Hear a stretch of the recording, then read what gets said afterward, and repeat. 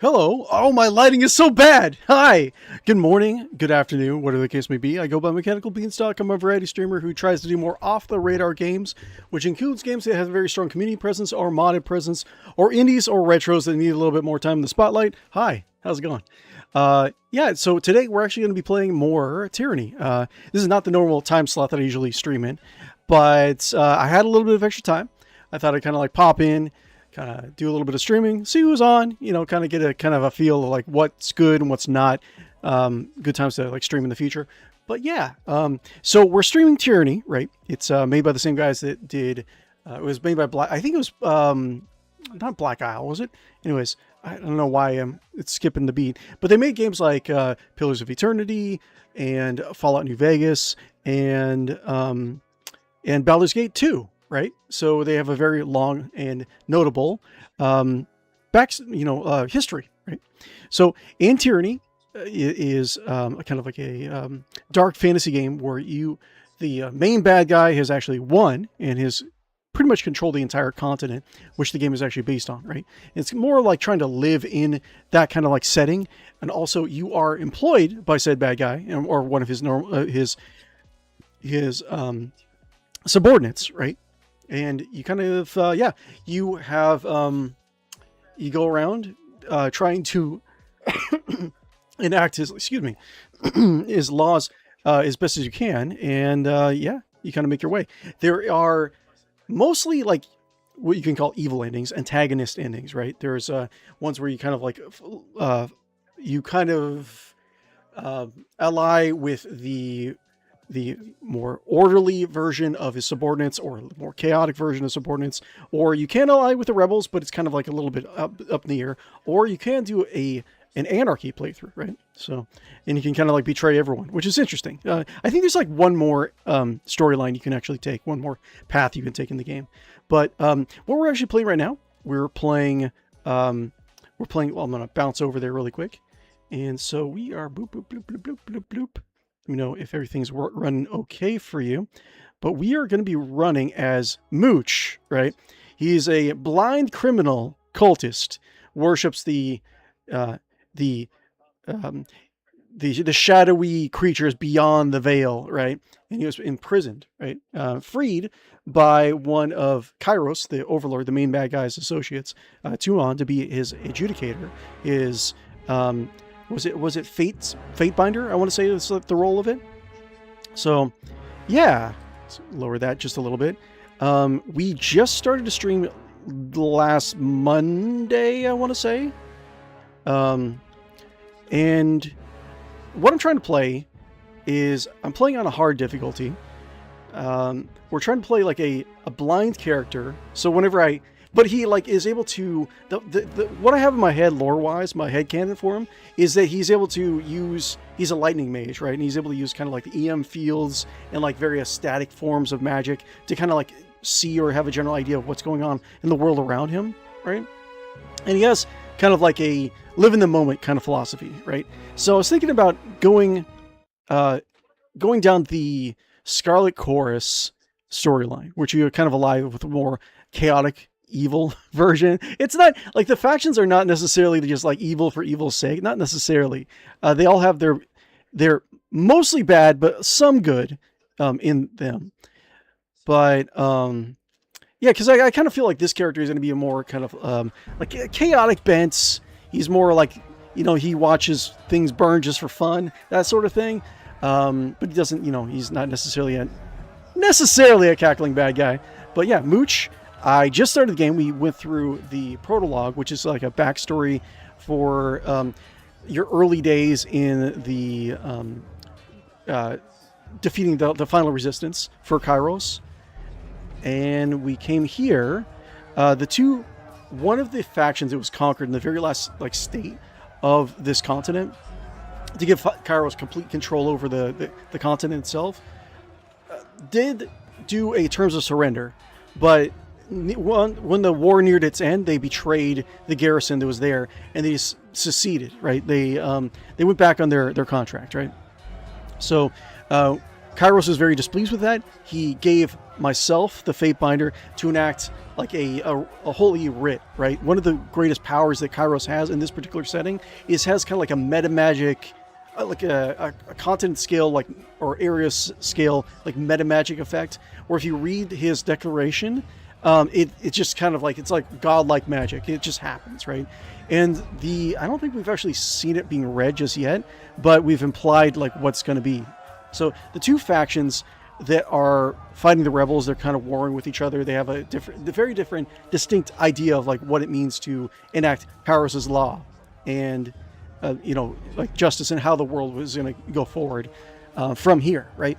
So nothing's really getting done. Kyros is really upset about that.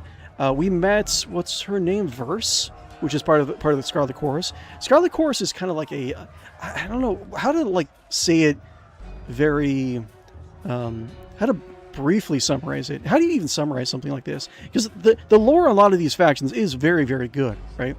But Verse is so the Scarlet Chorus is almost like a Mongol horde, led by a kind of a distant like fire magic mage kind of, or also like subterfuge kind of guy. And but there's a little bit more nuance to it than that, right? But their philosophy is just like strength and like overwhelming numbers, right? But also like camaraderie and like kinship, that sort of thing. Let's actually talk to her really quick. Can we talk to her? You should loot some of these bodies before moving on. Where they're going, I don't think they'll miss their gear. But we found her, so we're just going to kind of go and we'll look around.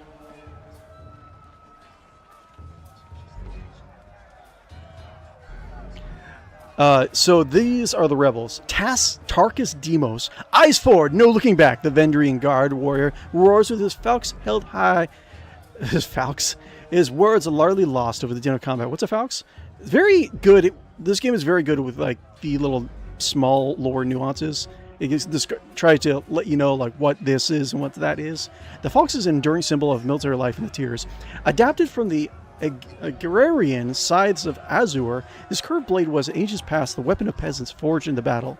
In the last century, the nobles of Apex took a liking to the weapon, and has long since been the weapon of all serious Vendrian Guard warriors that they endeavor to master. Queen Slayer! Okay, in the backstory, I elected to fight this tower, this area, this area of the continent, right? And negotiations were going well, so we insulted the queen of the area, challenged her to single combat, and won. And we slew her in combat. Honorable combat, I might add.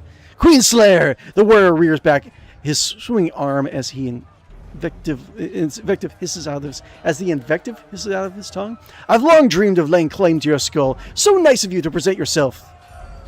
Verse. You arrived at camp, and they already gave you a title? Impressive. As he signals his men to charge, the sound of chanting rises from the south, drawing his attention. Reinforcements, hurry! Some more chorus members. So far, we've been trying to ally ourselves with the Scarlet Chorus.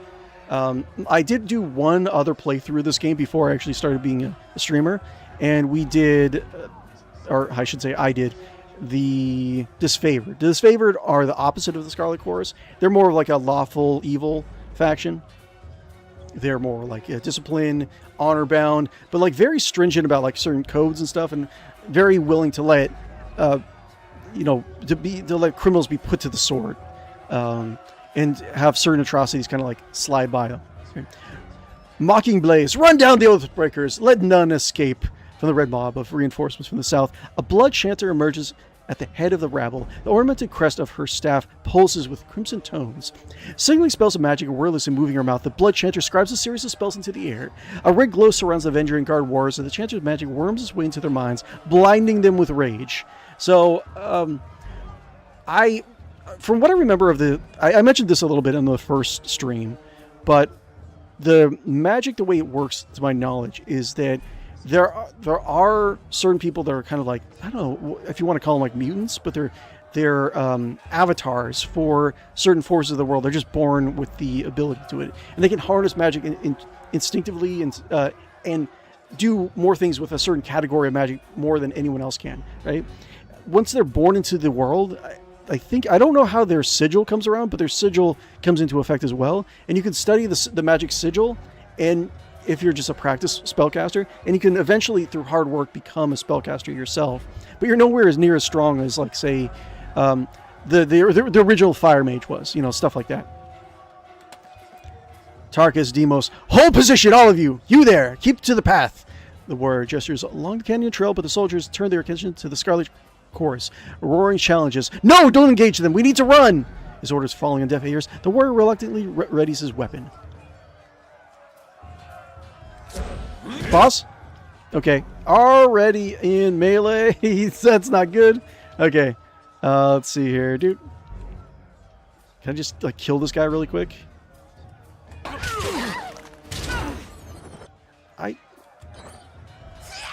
To do... Oh, my lord. Maybe I should load that really quick. Yes. Because I don't really have... My guy is not really geared. I'm trying to gear him to be as, like, blind as possible, if that kind of makes sense. Like, I'm trying to play... Like, I like playing, like, themed characters. That's just the way I roll, baby. Like, if I can't do it through normal gameplay, I look to see if there's any, like, mods in order to do it. But let's see here. We already talked with her. You should loot some of these bodies. What about formation? Where they're formation, going, formation. I don't think they'll miss their gear. Formation, here we go. Let's do boop. And how do I do... Okay, definitely don't want him in the front. Yeah, like right there. Something like that. I got it. Okay, let's try this again. Cool. That'll be a little bit easier. Don't want to go into melee with my spellcaster. Okay, let's do that.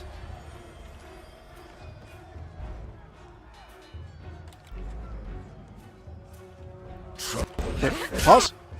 Okay, already a little bit more hits. God damn. Let's see here. Boop. And we got Tian's Touch. If it fills the target with a surge of greatness, granting them a bonus of might and vitality. Sure, let's do that. Okay. And let's do... And let's do... What do we got? We got Burning Iron. I know each character you can actually... I don't think you can do any mercenaries, like do any secondary custom characters in this game, to my knowledge, right? I think you just have to do... If you want people in your party, you just have to recruit companions. And each companion has their own play style, right? It's not just about, like, learning spells like the main character does. They have, like, certain themes. Like, I think Verse has dual swords, like a dual sword skill tree and a bow skill tree. I think Burning Iron you can use in melee.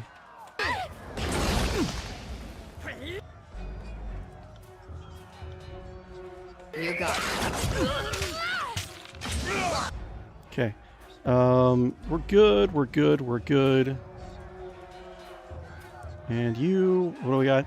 Thrust, single target attack. I don't really have any, like, long range stuff at the moment. Boop, boop. Okay. And let's do... How do I know if a... Ooh, she does not look good. How do I know if, like, someone has a buff? Pretty... I have no idea. Let's find out.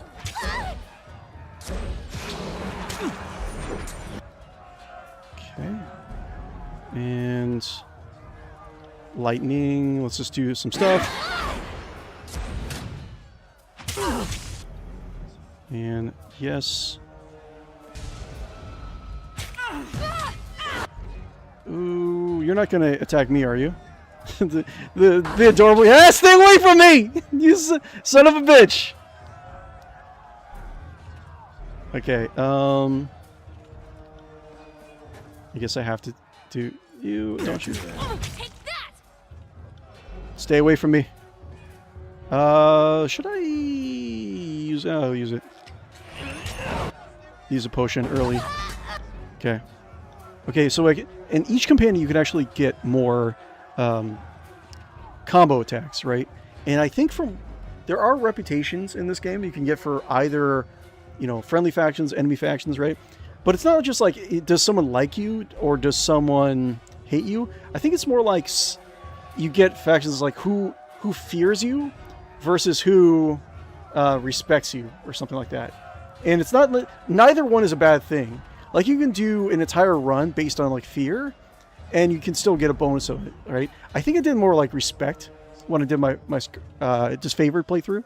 So I think I might do more fear. I don't know what's going on. But I feel like I also would probably have a little bit of fun just playing like an anarchy campaign. I think what we're going to do is we're going to play through the game with Scarlet Chorus for like the longest time. And then, uh-oh. Is it not working? Hold up 1 second. I don't know why Tyranny's not working all of a sudden. Didn't actually catch that. I'm sorry. Give me 1 second, guys. I'm sorry. God, I wish I caught that sooner. 1 second. Here we go. It was working earlier. There we go. Man. Good thing I didn't go like another like 20 minutes without showing it. Anyways, we haven't really done much. But let me actually do that. We're just on like the first fight of the stream. But let me make sure that my big fat head is visible to everyone. Because we need big fat head, right? That sounds so bad. What am I doing? I'm so bad. Let's see here. There we go. Cool. Yeah, big fat head. Let's see here. Okay, cool. Hopefully you guys can see me. Let me know if you can see me, if you can hear me, all the jazz. I really do appreciate you guys. Guys, if you haven't already, I forgot to actually say so, but like and follow and subscribe if you haven't already. It really does help me out. Being a small streamer, anything you can do to throw my way would be great. I do appreciate the likes and follows and subscribes on both YouTube and Twitch. YouTube, and trying to get to 1K subscribers just so I can more fully take advantage of the partnership program. But there's super chats available, there are bits, all sorts of things, the Patreon. But if you just want to log on every so often, my main streams are Wednesday, Thursday night, Saturday, Sunday mornings. But every so often I throw out like an interesting time slot just to kind of see who's around, who I can actually hang out with. I know when I first started streaming, I was taking care of my grandfather, and I was kind of whatever I wasn't taking care of him, I'd just kind of hop on, do streams, and it'd be like afternoon, evening, stuff like that. But with the care job that I have right now, it's a little bit different, but a little bit more demanding. But with that said, yeah, Wednesday, Thursday nights, Saturday, Sunday mornings, if you can just like log on every so often, just lurk in chat, totally fine. I do appreciate you guys. There is a Discord pinned in my live chat to my right, and also down below for you guys of you who are watching later on in the post recording. In the video description down below should also have a Discord link. But yeah, I just kind of appreciate whatever you guys can do for me. Ouch. Flawless. Okay, I think this guy's almost dead. Yes. But yeah, when you get certain reputations for certain characters or factions, you can get fear or respect. I'll look it up and we'll see what the actual term for it is. But you can get different combo abilities with your party. Like if your party respects you, they might have one set of like combo abilities you can use, or if they fear you, they can have another. So it's an interesting like dynamic in order to build your character, right? Crescent Runner for this favorite. So that's the other bad guy faction I was telling you about. Come quick! We have a situation on the cliffside. They have the commander! And my guy is just all about chaos, really. Life, he doesn't really care about life. He just wants to have an interesting experience. That's all he wants. That's how I'm going to roleplay him. Yes. But yeah, we're going to go Scarlet Chorus for the most part. And we might do Anarchy, which is like you just betray everyone in the game. And just like want the world to like just burn. So we'll see what happens. Food, I think, is important. I forget exactly how camping works. I think it's if you get like certain bits of food, then you get camping supplies, and then you can use the camping option more. I think that's the way it works. Sorry, can't. But so let's see here. Skycap. Herbs. Essentially, they're mushrooms. You take it. Wait, does it actually have a pause for a second? Does it have a lore like blurb for this stuff? Companion versus join your party. We already know that. But let's see here. I wanted to look at food. Where is food? Let's see here. Skycap. Oh yeah, so it actually has a little lore blurb. That's what I really like. Some of the isometric or indie RPGs that we've been playing that are kind of like this kind of isometric style, they haven't been giving like little lore blurbs for all of its items, which I really miss. I miss that from like Baldur's Gate 2 days, where you click on it's like, oh, I have a leaf that says dogwort leaf. You know, what does that do? Oh, and back in the day, the dogwort leaf was utilized by certain clans that lived in the sewers, blah, blah, blah, blah, blah. I like that, you know?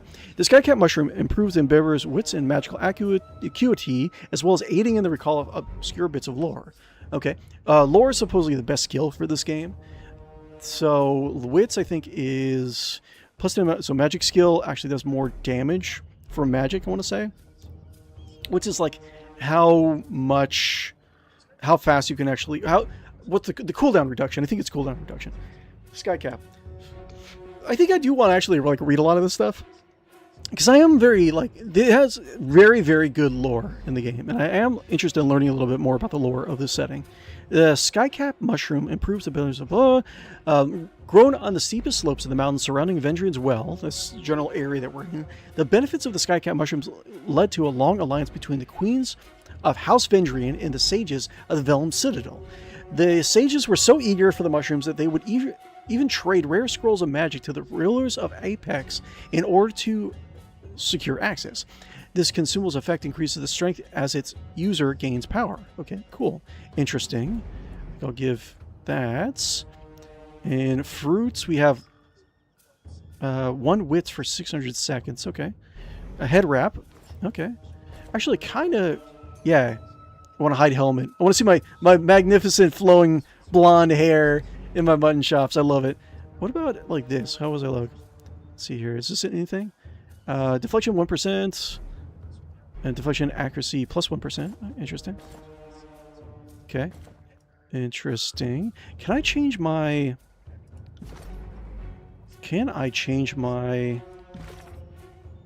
Let's take a look at it here. Reputation.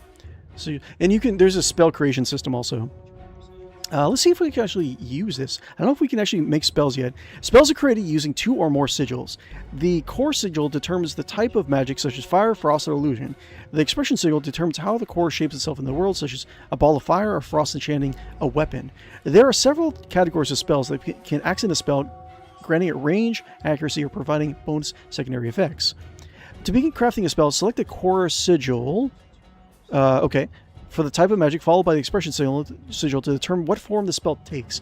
For example, if you want to create a fireball spell, you would select the sigil of fire as a core, followed by the sigil of directed force to determine its shape. Spells have default names based on the selected core and the expression. You can rename your spells using the spell interface. Oh, that's interesting. I didn't even know that. Or I forgot that. Each sigil requires a certain amount of lore skills to learn and control. Characters must have a lore skill at least equal to the spell's total lore difficulty in order to cast a spell. Okay. Assigning spells. Press any key to exit assign mode. Once you have created a spell, use the assign button to add that spell to one of your active party members. You can assign a spell to more than one character. Interesting.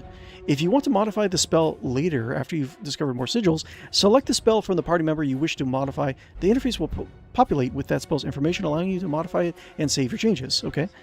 Searing Palm, you can customize your spells by selecting different icons. If you create multiple spells using the same core and expression, but with different accents, these icons help you differentiate your spells. Okay, sure. Each spell has a default name, but you can customize your spell's name to reflect the accents you've added onto the spell. Okay, I would like that. Wait, is it just right-click on it? Oh, I see. A little pencil. Some of the accent sigils allow you to modify the area of effect or range of your spells. Let me actually move... See here. I think I'm actually fine. I was wondering if I had to move my head. Well, interesting. Okay, so core... I would like to have, like, the not be in melee. Let's see here. What's this? Charge Fist... Wait, I don't have anything else? I only have... What's the expression?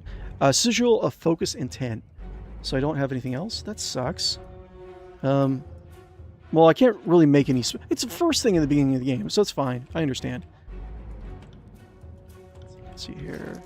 Hide helmet. Whip out your hair, my friend.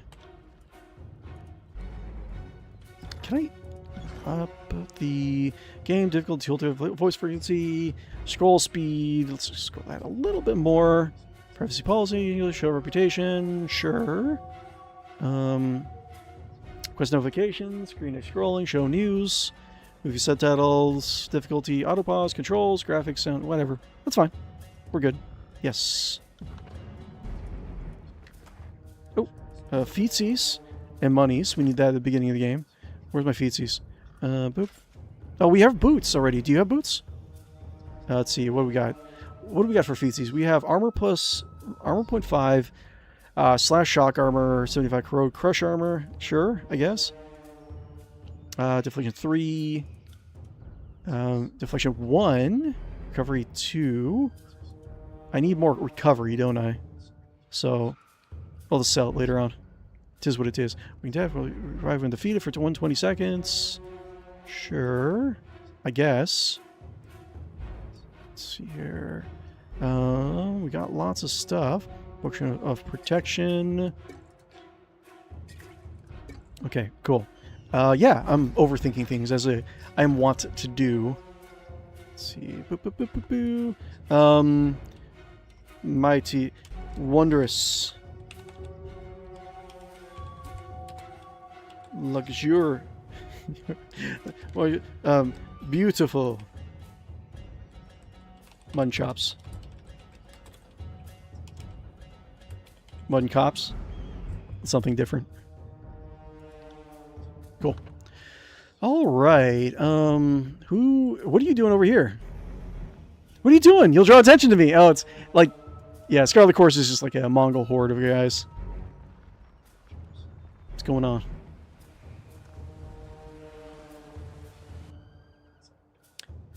Palux Tyrell.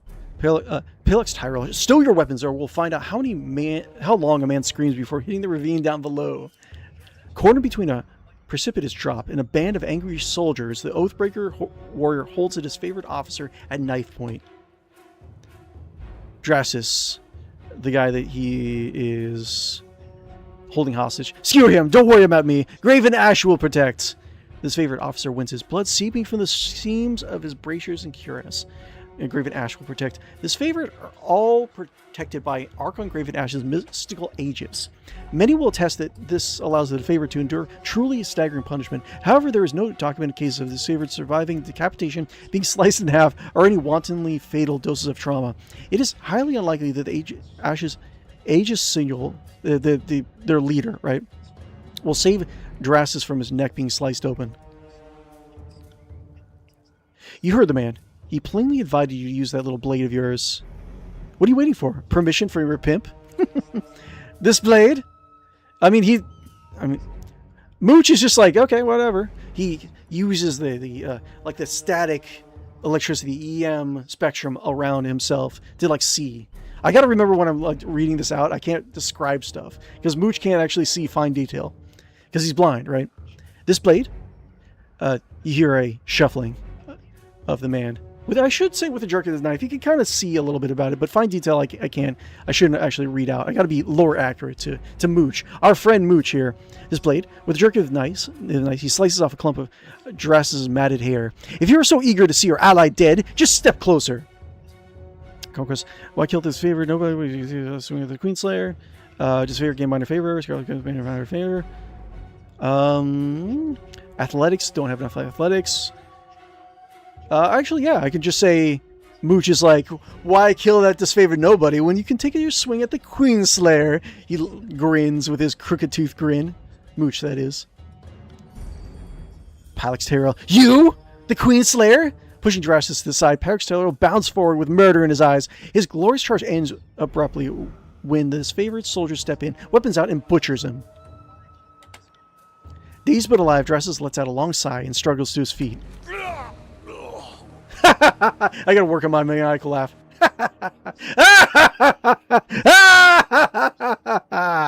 I'll work on it. I'll workshop it a little bit. Kyros be praised. Yeah, I might actually go like Anarchy for this playthrough. Maybe. I don't know how often we're going to be playing Tyranny, but I thought it would be like one of the games I kind of like just pop on every so often. We'll continue it. So If you miss one of my Tyranny streams, I'll let you guys know when it's happened. At least then you can kind of like skim through the post recording. Kyros be praised. The Oathbreaker fought with the rage of Karen himself. Karen. I forget who Karen. Who's Karen again? Karen, the mountainous Archon of Stone. Yeah, right. So Archons are those the superpowered beings I was telling you about before. That actually they're born into this world being very magically powerful with a certain subject. Mountainous Archon of Stone accomplished the disfavored. Company that is favored on the conquest of the tiers. His temper and productivity towards the destructive solutions often branded him a liability to otherwise orderly takeover, but his powers were not easily dismissed. During the Azure campaign, Karen went on a rampage, declaring himself independent of Kyros, and the conquest was an unlawful sham. Okay, be interesting to kind of figure out like why that he feels that way. I don't remember why. I don't remember a lot about this game, actually. At the behest of the Kyros, he proclaimed the Edict of Stone, petrifying and killing Karen, leaving his remains the blasted ruin of Azir, now called the Stone Sea. Okay. Thank you, Fatebinder. From the look of it, I guess they thought if they swarmed the pass, one might make it out. We found a few scraps of parchment on the bodies. Dresses holds out a handful of crumpled parchments for your inspection.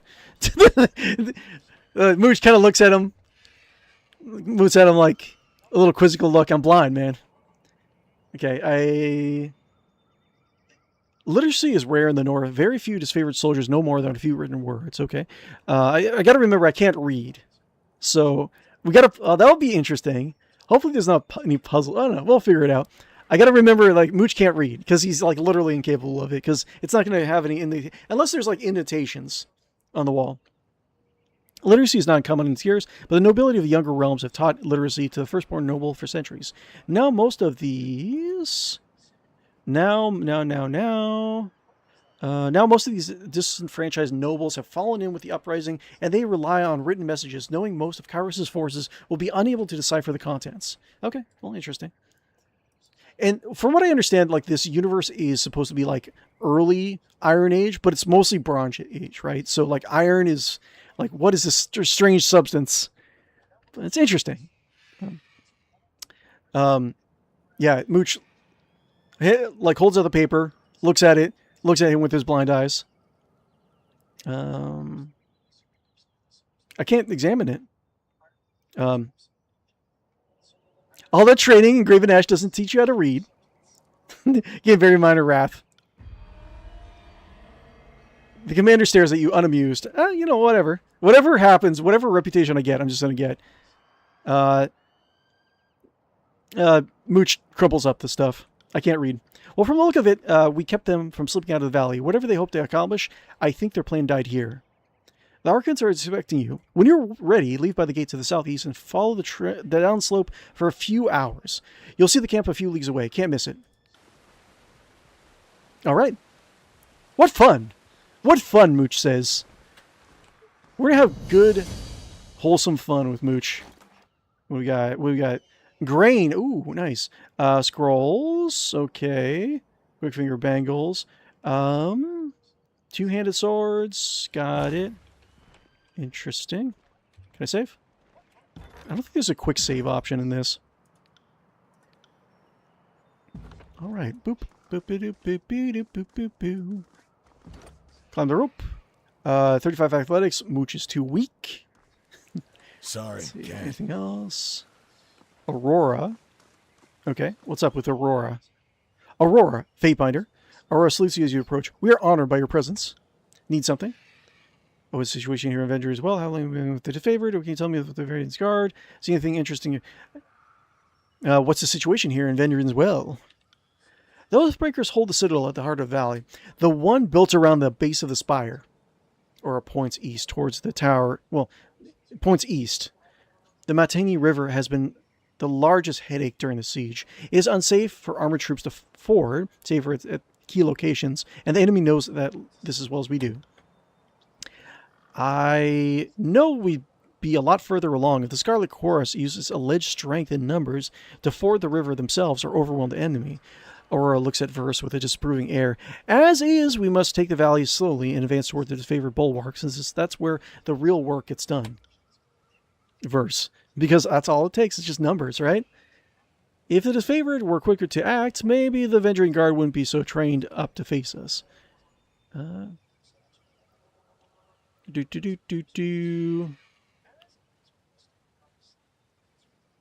Versus has a point. There has been a lack of cooperation here.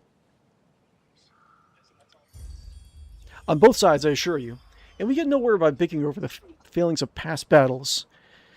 Well, carry on, soldiers. I'll be off. What a delightful day for taking in the scenery. I think there is a lore behind this thing. The ancient Weeping Mother statue pays homage to Queen Lycarius, first of her name. Fresh water once flowed from the statue, but when Kyros' forces attacked Venge's well in 429, the statue began weeping blood and has done so ever since. Interesting. I'm very interested to see how certain aspects of the magic work in this game. I'm not a lore tuber, but I am. Force Loader 2-1. Hi. Hello there. What do you need? Tell me something about yourself. If you insist. I'm a Scarlet Fury. That should raise some flags for you. It means that I'm good at killing, and more importantly, that I enjoy it. Ah, I see. What I won't enjoy are the pleasures of funerary rites packed with weeping mourners. Someday I'll fall in battle, and then they'll roll me into a mass grave or heap me atop a shit-stained wagon. One more anonymous, knife-riddled piece of meat. I hear that, sister. Until then, I plan to take whatever I can from life and have a little fun along the way. That sounds great.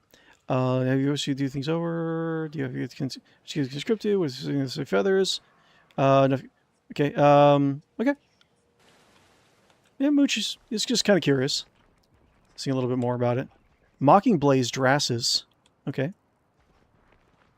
The Archon demands that all prisoners be given a chance to serve the chorus. Drastis. This is the guy we just saved. The prisoner says his name is Tarkus Demos.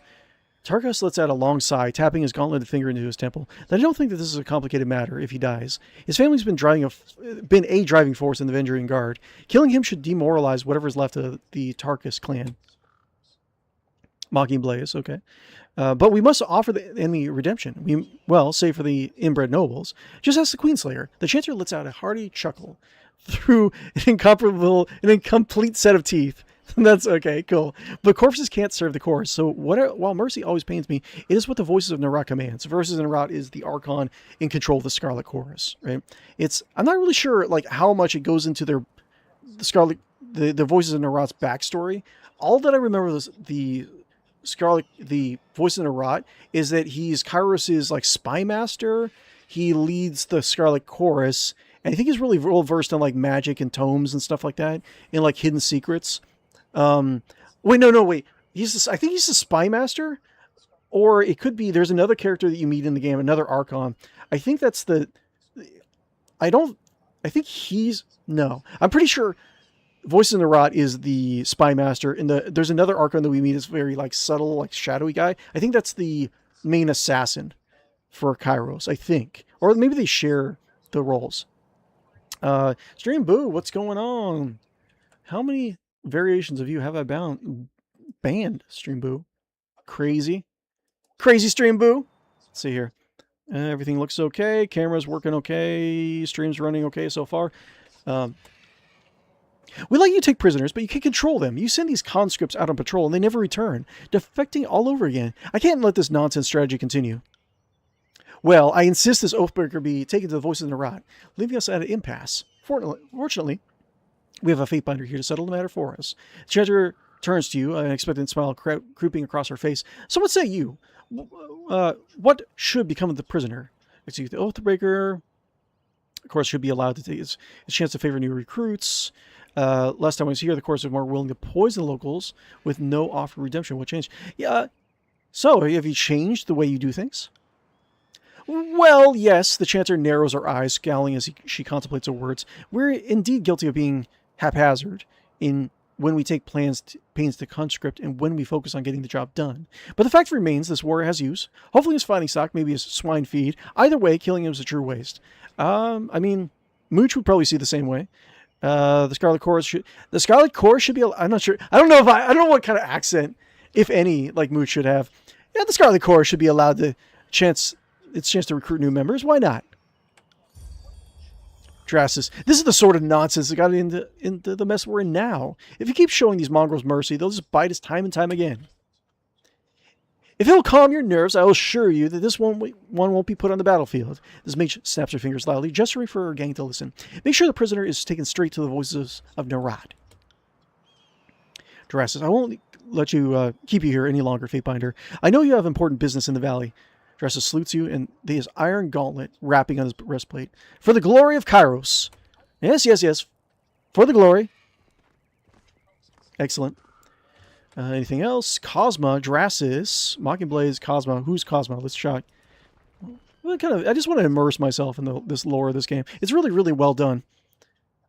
And like the sales didn't really allow for a sequel to this game. I'm not really sure like where that puts the future of it. I don't think that, I don't know, man. I think like a lot of these games, they kind of don't really have a continuous coverage throughout the years. Like if more streamers, more content creators started putting out more Divinity like coverage, I think this would have, if not a sequel, maybe like a spiritual sequel, or I don't know, some other project based in the Tyranny universe. You know, sometimes other companies, not even like game companies, but other companies will pick up like an animation or story or like something else like with a more inexpensive IP that they can buy and like add to it, right? I think that's good. You know, take the chance like expanding it's a good world. You know, I think it deserves to have more added to it. Fatebinder, Cosmo says, what an honor to have one of Tuatnon's court visit our humble holdfast. Need supplies? Bursting with energy, the merchant slams her palm down on the top of the crate. If so, you come to the right place. So what will be today? She spreads out a welcome arm over her wares. Let's see what you have. Mooch feels around with the static of feels along the grooves of the weapons and stuff. We have nothing. So they have bronze. I think it's like bronze and copper rings, right? Yeah, bronze rings, iron rings are the platinum of the world. But I guess gold is very rare in this game. In this world, rather. But we can do Portal Frost, Storm's Hearts, and can't make supplies. Yeah, we have nothing. We could sell. Wait, how do I sell? Stash. Sell? Let's see. Let's do that. And a ring. Quickfire bangles. Haste. Okay, I don't think I need that. I can sell some junk. Right? Let's see here. That's... And... Yeah, just selling stuff early on in the game would be good. Trade? Yes. Okay, now I can actually buy something. What's going on? Buddy! Divergent Collective, an amazing streamer. What's up? You ready for Star Wars? Bad Company? It's right up your alley. But it's not really like I think I'm too small for a AAA game. And I think it is more AAA, or AA, right? I mean, I'd be up for trying it. It looks really fun. And like we've been playing more like XCOM like stuff on the channel. But I think I might, I don't know, we'll see. It depends on what I'm in the mood for. I mean, I think it looks like a really good game. Were you going to be playing it, Divergent? Storm's Heart. Let's see here. What do I have? I have Lesser Staff of Storm's Heart, Lesser Staff of Storm's Heart, Lesser Staff of Titans. So I don't think... I'll just save up my money. Okay, so save. Boop, boop, boop, boop, boop, boop. All right. Anything else? Mocking Blaze. Can we talk to Mocking Blaze? He's an interesting character. We sing the Anthem of Pain. Okay, cool. Mocking Blaze with like the mocking missing teeth. Let's see, what else? Where are we going? Where do I go? I think it's like on the other side, right? I don't think I have... It's a map. What is Stone Shield? I don't think there's any way to like speed up the walking speed, unfortunately. Can I just do double click maybe? It's like just that kind of like generation of thought of like game design. Options, voice frequency, yeah, nothing much I can see. Go here. Climb rope, jump down, 10 athletics, sure. What's this? Abandoned memorial. This memorial has been left to weather the elements for many months, has fallen into disrepair. Resting at the top of the memorial is a small weather-beaten enclosure with a rusted torque inside. Examine torque, better look at the torque. Take the torque, 35 lore. You recognize the corroded bronze torque as a relic of the Tiersman folklore. Okay. I think actually we did get an accessory, right? Form, +1 vitality. This finery may have been once decorated to the neck of a soldier or decorated the neck of a soldier or noble. It's too aged to tell. Sure. And then we also had these, right? Haste, +1 quickness. I'll just give it to my main guy. So I think haste will go with like melee attacks, or it'll do spell attacks also. Cheese? Hell yeah, cheese. Okay. Lockpick. Okay. That's fine. We got it. We got it. What can we do? I'm not really into point hit RPGs like you are. Oh, okay. Well, seems pretty cool. I think I don't know what to say about Star Wars. It is a IP that's like not really going anywhere, but kind of is not really going anywhere. Like you're never. In 20 years from now, it's like Star Wars is still going to be around, but like it's been like years since, what was it, like episode 9 or whatever? I don't think they really have it. Like it's been like a decade, more than a decade, right? And they still don't really have a direction for where they want to take the series, which is just bizarre. Spending that much money on an IP and you don't know where you're going to go with it, you know? Can I go? But how do Can't do that. How do I get up here?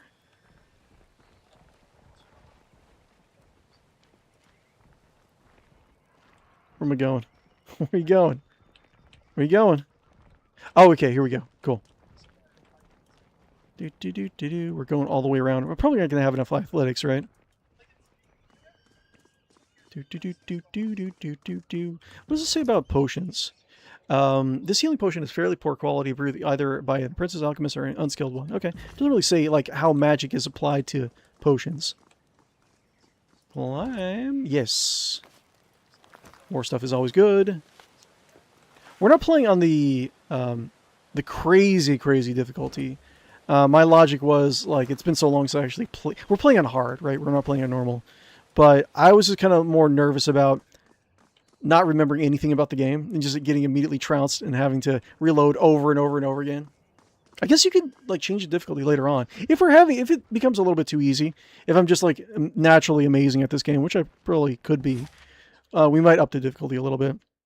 His favorite camp. This fort was constructed shortly after routing rebels along the valley's western edge. The Archon Graven Ash directs all of his favorite efforts to this location. Yes. 2 hours, was it?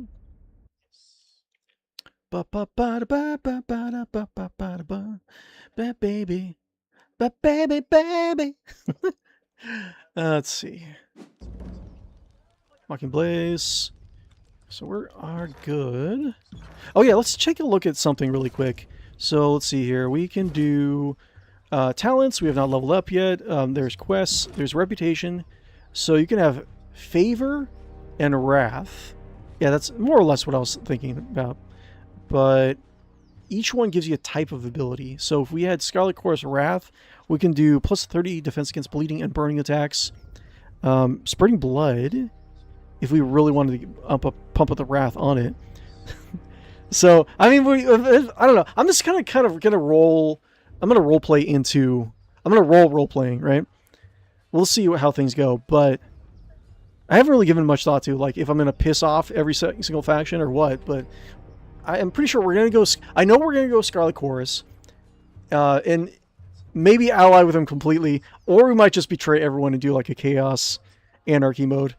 Just try to burn down the entire like continent. Spreading blood.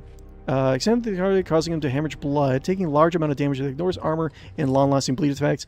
Range 5 meters. Okay, not that great. Visage of Terror. Mobilize and terrify enemies within the cone. Yeah, that's a little bit... Favor is a little bit better then. And if we get Merciless, plus 5% hit precision on targets below 35% health. Doesn't sound that great, but okay. So getting Favor with Scarlet Core sounds good.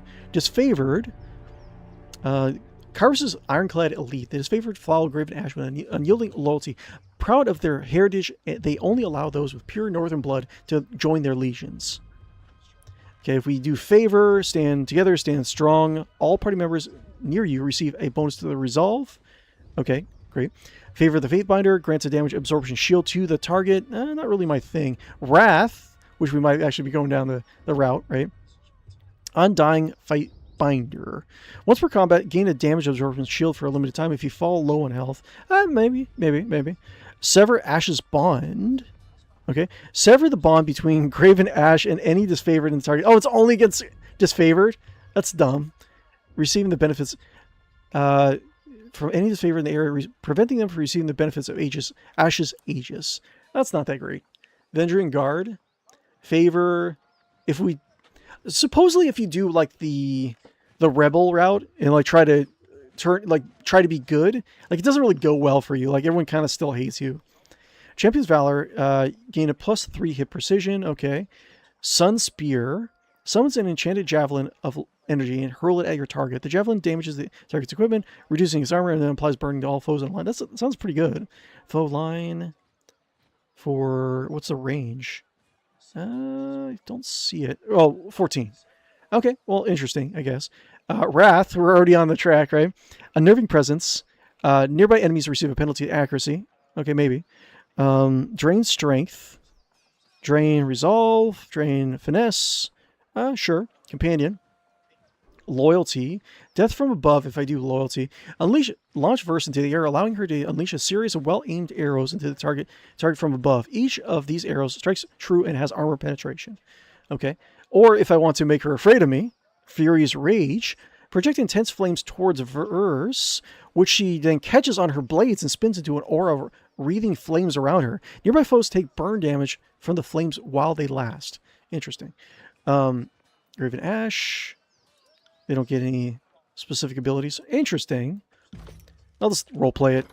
Whatever kind of like feels like the character I'm trying to build, you know? Boop. Alrighty, ready. Hello, gentlemen. Take what you can carry, but leave the cart, and otherwise we'll seize you and your wares. Can I talk? Sorry, can't. This is robbery! Crescent Runner. Hail, Fatebinder! This favorite scouts nod as you approach. Camps up ahead. Don't mind us, just clearing out some rabble. Sterling Hagnon. I still don't understand what I've done to offend. I respect that these are now disfavored lands, and I'm happy to give the Legion a proper toll, but she's going on about trading rights? What nonsense is that? I'm not allowed to trade one thing for another? It's not like I'm selling weapons to any angry presence or anything of the sort. It's a forfeit.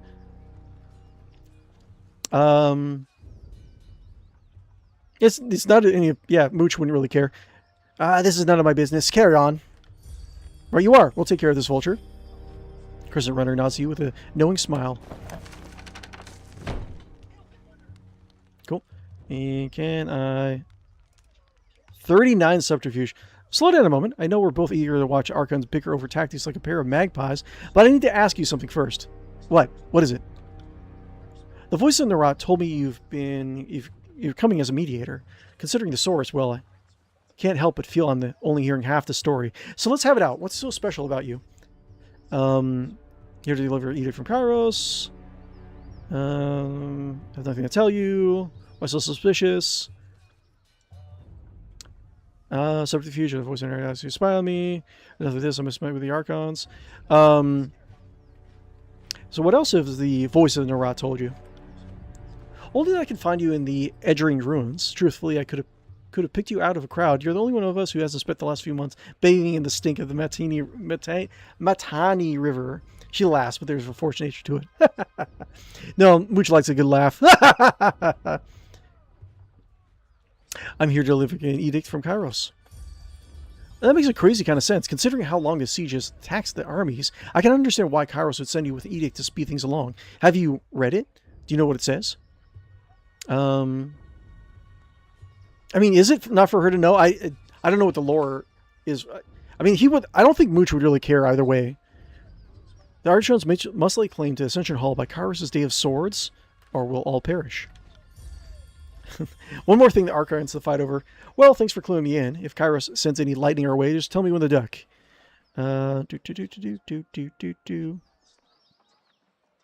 We really must be on. I can't wait. I'll get a little bit of fear. I can't wait to actually read this. Hey, don't let me hold you back. I'm sure that whatever you're going to do is important enough. You don't need me stepping in the path. The war tent is just back to the center of the camp. Thank you. One last thing. Be careful around these disfavored types. They take their work seriously, and most have suffered too many blows to the head. Give me 1 second. Let me actually get a little bit of something to drink. Be right back.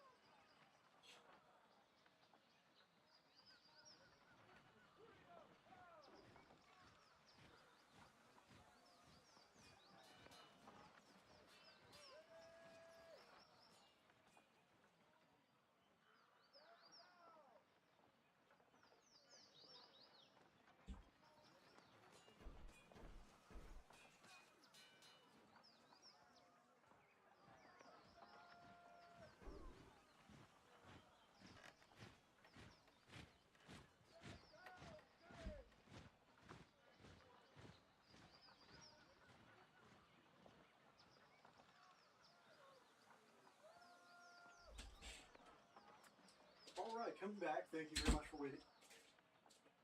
Thank you, thank you, thank you.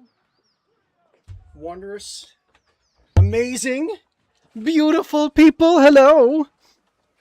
One last thing. Be careful on this favorite types. Okay, we got that. Let's see. Looking around. I got it. What do we have here? Step closer and present yourself. 'Tis I. Stone shield. The gate's guard holds up a warning hand. Go no further. You approach disfavored ground. State your business. I'm Mooch. Fatebinder of Tunon. I bring words from Kyros, words for your commander's ears. Understood, his weapon lowering. On behalf of this favorite, I welcome you to our camp. The Archons are gathered in the war tent. Head straight through the gate. Thank you.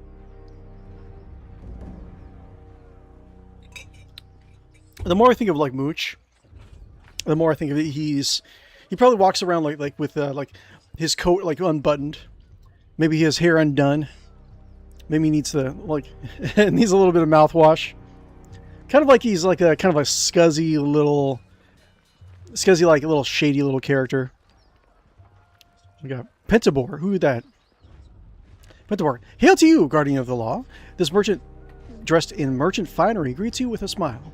If you have a few excess rings weighing you down, best unburden yourself before battle. You know that if the disfavored suffer a merchant in their camp, that man must be selling only the finest provisions and armaments.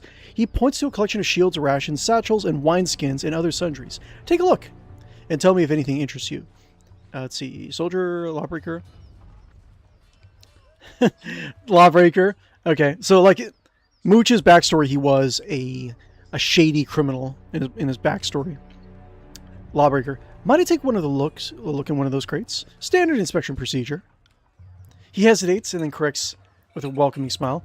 Of course, by all means, I have nothing to hide. He makes a show of removing the crate's lid and showing off his wares with an open palm. His supplies are perfectly ordinary. You see nothing out of place or unauthorized by his merchant license. Did I try to steal something? I mean, I could. I mean, it sounds like something like Mooch would probably do, right? Lies. Smells like petal grass in here. Have you been selling something you shouldn't? Try to steal something. Just because. For the chaos. You gain 10 rings. You gain subterfuge skill experience. You lean down to inspect the merchant's wares and spot a few rings that might have fallen out of the bottom of a crate. As you shift supplies alongside the course of your inspection, you made a point of palming the rings, confident they wouldn't be missed. The merchant pretends not to observe your actions, but a momentary flash of disappointment is evident in his eyes. Mooch smiles. Let me see your wares. Pentabor rubs his hands, eyes alight. Yeah, let's just see how we can find something you might like. All right. Anything else? Anything interesting? We got alcohol. We got food. Let's see. I don't think we really need anything specific. Blood moss is plus 50 defense against bleeding attacks for 60 seconds. Immune to bleeding. Camping supplies, Seal of Frost core.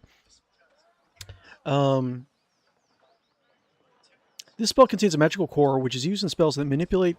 So scrolls, are they just used like normal scrolls in the game, or can I? Lesser Sigil of Reaching Grasp. Sure, learn. You've learned a new sigil. Magic in the world of Tyranny comes from learning how to perfectly scribe sigils and empower them with energy. Open the spell interface by pressing P for power, to create a new spell with the sigil you just learned. Okay. I think I missed a couple scrolls before. Let's see. Sigil distant impacts. Okay, cool. Let's see. Talk to him again. He's frowning at me. Okay. See scrolls. Gotta learn more stuff. I guess I am just gonna go like pure expels. I lowered his, was it like his dexterity or equivalent? I was trying to make it like whatever you would think that like a blind man would not have. Yeah, that's what I do. Seal of Frost. I don't think I have that. So let's buy. Yes. Seal of Frost. Cool. So P, and we can learn spells. Okay, so we got Frost now. Nice. So let's do that, and then we have Frozen Grasp. Sure. Boop. Wait, can I not do any more? Let's see. Assign Frozen Grasp. Okay, so she can learn it too. Envelop a target in a harsh winter cold, leaving them frozen for a time. That sounds like something I would like. So what about Sigil Might? Target Surge of Greatness. Let's see. Let's do Charged Fist. Yeah, let's do that for her too. Okay, so let's actually... Can I get more slots? I don't know. We'll see. Okay, so Lightning, and we have... Oh, wait. Okay, Lightning and Electric Jolt. Okay, Stunned Affliction. Electrocute the target with a huge bolt of untwining lightning, dealing shock damage and stunning them. Yes. Sounds good. Yes. Okay. And then do Sigil of Vigor. No accents. We do Frost. Rime Spike. Form a massive frozen spike of ice from the ground on their target's feet, impaling them and freezing them. Sure, that sounds good. Okay. And then we got Fire and what's this? And Sigil of Distant Impact. Fireball. Okay. Cool. So now we have more range spells. Nice. Excellent. Okay, nice. I like that. That's good. Blind Man can pew pew. We'll save in that. And what else? Rona. Hey, what's up, Rona? Got no time to chitter chatter. Too much armor to man. Speak to Uncle Pentabor if you have rings to trade. Will do. Barrick. He's one of the companions we can get. We talked to him yet? You can't make out the ironclad soldier's expression under his twisted helmet. He merely stares at you. Look around. Take your time. Mooch is going to take his time. Seeing if he can, like, pocket anything else. Prisoners not to be spoken to. Express orders, Fatebinder. Isotantis. Isotantis curses the air as a blade of thin iron breaks in half beneath his hammer. Repairing weapons with this scrap isn't exactly why I got into this craft, but our supplies are spent. He wipes the sweat from his brow and gets a better look at you. Ah! You gain wrath? Okay, sure, why not? Ah, the Fatebinder. I'll be sizing and adjusting a lot more around here, but I have less scouts to attend to thanks to the course. Thanks to the chorus that poisoned them. Oh yeah, I let the chorus like poison a bunch of like people. He sets him out to a thin line. He takes another hard swing at an already broken sword, this time smashing it to pieces. Of course, you would know about these two-faced mutineers since you defended them. Come to regret that decision? He doesn't. Mooch doesn't care. You can send your repute to Tunon. I'm sure he'll be very interested. He shakes his head, as if the adjudicator would give me the time of the day. He'd probably just point me to the workbench and tell me to hammer more of these stubborn dents into place. They say honest work quiets a troubled mind. Why not forge bronze? Bronze will do in a pinch, don't get me wrong. I can take a beating and get back to Bentath into shape, unlike the stubborn iron we have here. He glances at the pile of work with dread, and we always have plenty of tin and copper lying around, so supplies aren't the problem. It's a rare smith who can churn out military-grade bronze consistently. More often than not, it comes out soft. Look around this camp. We've been garbling the Legion head to toe in iron, or garbing. Okay, garbling. Okay, because it's cheaper and easier to produce than the masses. Couldn't do that with bronze. They call this favor the Iron Legion for a reason. Strategy and skill may be our backbone, but our claws are made of iron. The good stuff that comes from the smiths in Lethian's Crossing.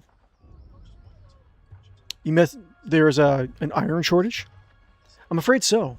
The last shipment sent down to Matani went missing near the Echo Call Crossing, and I'm afraid we won't be seeing any more now that the valley is sealed. Forgebound iron is Tunon's responsibility. Why is that the first thing that I'm hearing about it? Keep your voice down. Isantis flinches and lowers his own. Griffin Ash doesn't want to cause a panic or pass any information to the Vendrian Guard. Best case scenario, the iron tumbled off a boat and is rusting on a riverbed. Worst case scenario, it ends up in enemy hands. If I find myself at Echo Call, I suppose I can keep an eye out. I'd appreciate that. As does the great general, more than you might guess. Maybe he isn't quick to offer his thanks to outsiders, but I know he'll be grateful for your help. You'll be a boon to the war effort once our iron is recovered. I'm here to help, even if that means cleaning up the Archon's mess. Average wrath. No need to salt the wound, Fatebinder. Not one of us is mistaken thinking that the siege has gone exactly as planned.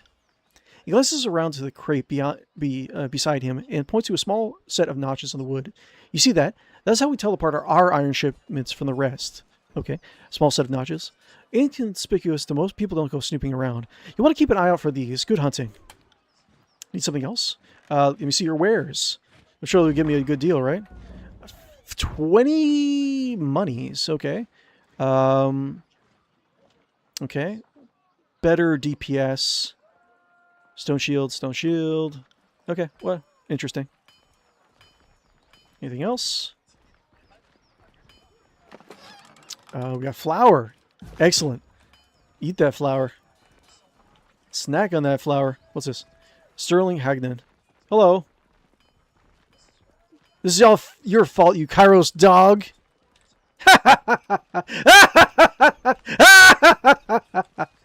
Bitter Quip. What's up, Bitter Quip? Bitter Quip. Glory to the voices of Narats! Projecting his salutation for all to hear, the grinning blood chanter wraps his staff against the ground as you approach.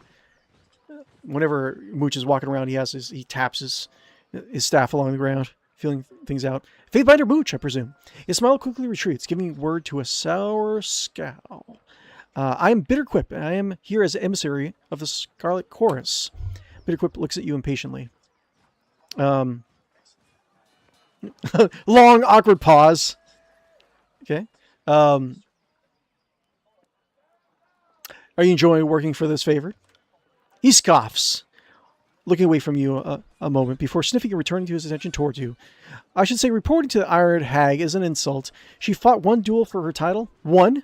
Her leadership must be continuously proven, earned, and defended. Weakness should not bleed into the bottom of the army, not rise to the top. My assignment here is also an insult, but one that I will bear for the good of the chorus. Bitterquip sniffs the air, smiling with one side of his mouth. If only to see with my own eyes the failure of this favored, that will be a fine day. Okay. What's it like working for the chorus? The chorus is the future of the tiers. I feel only derision and pity for those who fear our inevitable ascension. Bitterquip looks at you with a raised eyebrow. What in particular would you like to know? I don't know much about the voices of Narak. Can you tell me more about that? He's supreme commander in a public servant. He who set us free but directs all. Bitterquip smiles as he talks, his face turning flush. The voice of Narat is the epitome of what each of us can be. A magician without equal and the leader of uncountable numbers. The voices and the chorus are one, conquering, expanding, growing, changing, and always becoming stronger. Bitterquip pounds his staff on the ground. Glory to the voices! Glory! Okay. What was your title? Blood Speaker? Blood Channeler? I'm a blood chanter. My magic can turn the will of a man and turn the tide of a battle. I've not held the command for 3 years now, though being forced to keep an eye on this favorite is not the reward I had envisioned for my service thus far. I mean, he's old and gray. For like this type of service with this like giant horde where everyone's killing each other. I mean, what's that saying about like beware an old man in a career where most die young? Something like that. You have very high opinions on the voices in Rot. Bitterquip blinks several times and scowls, saying nothing. Okay. Bitterquip nods as you depart. Yeah. Dismiss him. Okay. Anything else? Oh. More stuff. More stuff. Armor. Stone shield armor. Light armor. Don't think she is good with just plain armor. Let me see. Light armor, leather. Pierce, +2 armor. Oh, maybe it is. Only verse can equip this. Bloody Scarlet Fury armor. Light armor, leather. Light armor, leather. Armor is better armor. Pierce, frost. It looks good. It's just not as good for fire. Okay. That's fine. Get a little bit more armor. Why not? Anything else? That wasn't so hard. heavy bronze ridge helm. Anything else? Anything else that I can do? Plus 5 armor, recovery, deflection, accuracy. It's not really what I want. Not 100%, like playing this game and all the stats and how you actually play it hasn't really fully come back to me yet. But the Archons await you inside, Fatebinder. Spotted something.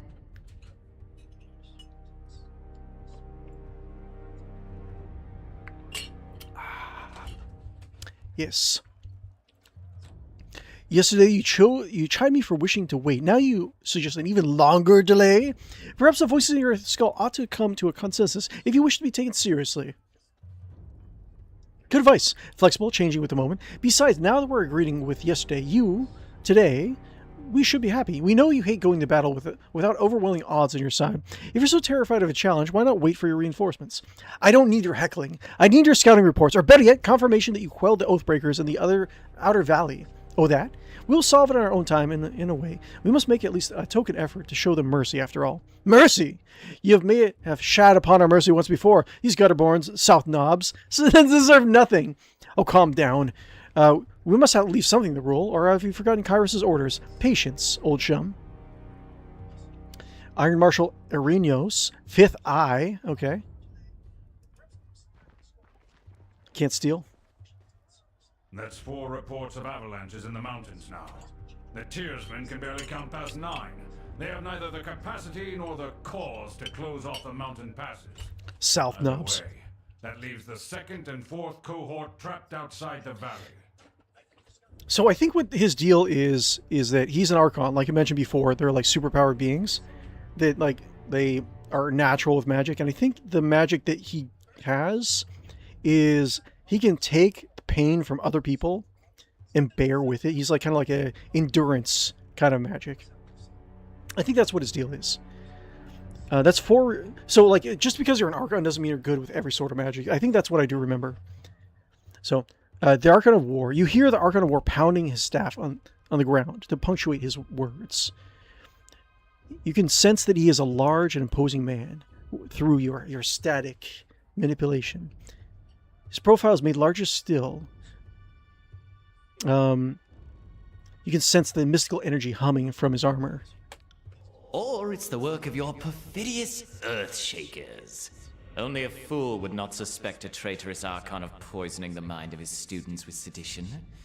We would have killed the Earthshakers Guild for their master's treachery, but I'm sure you have some perfectly valid reason for allowing them to live as your pawns. Briefly mentioned before, but the Earthshakers Guild are the cause earthquakes, like manipulate earth, stuff like that. That's the kind of magic that they manipulate. And the Archon that established that guild, he turned traitor. We mentioned that earlier in the stream. The Archon of Secrets passes a scepter between his hands as he speaks, twirling the rod in hypnotic circles.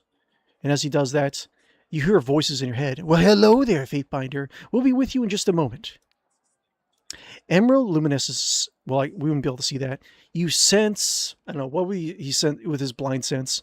You sense an emanating gush of magic from the seams of the Archon's ragged red robes.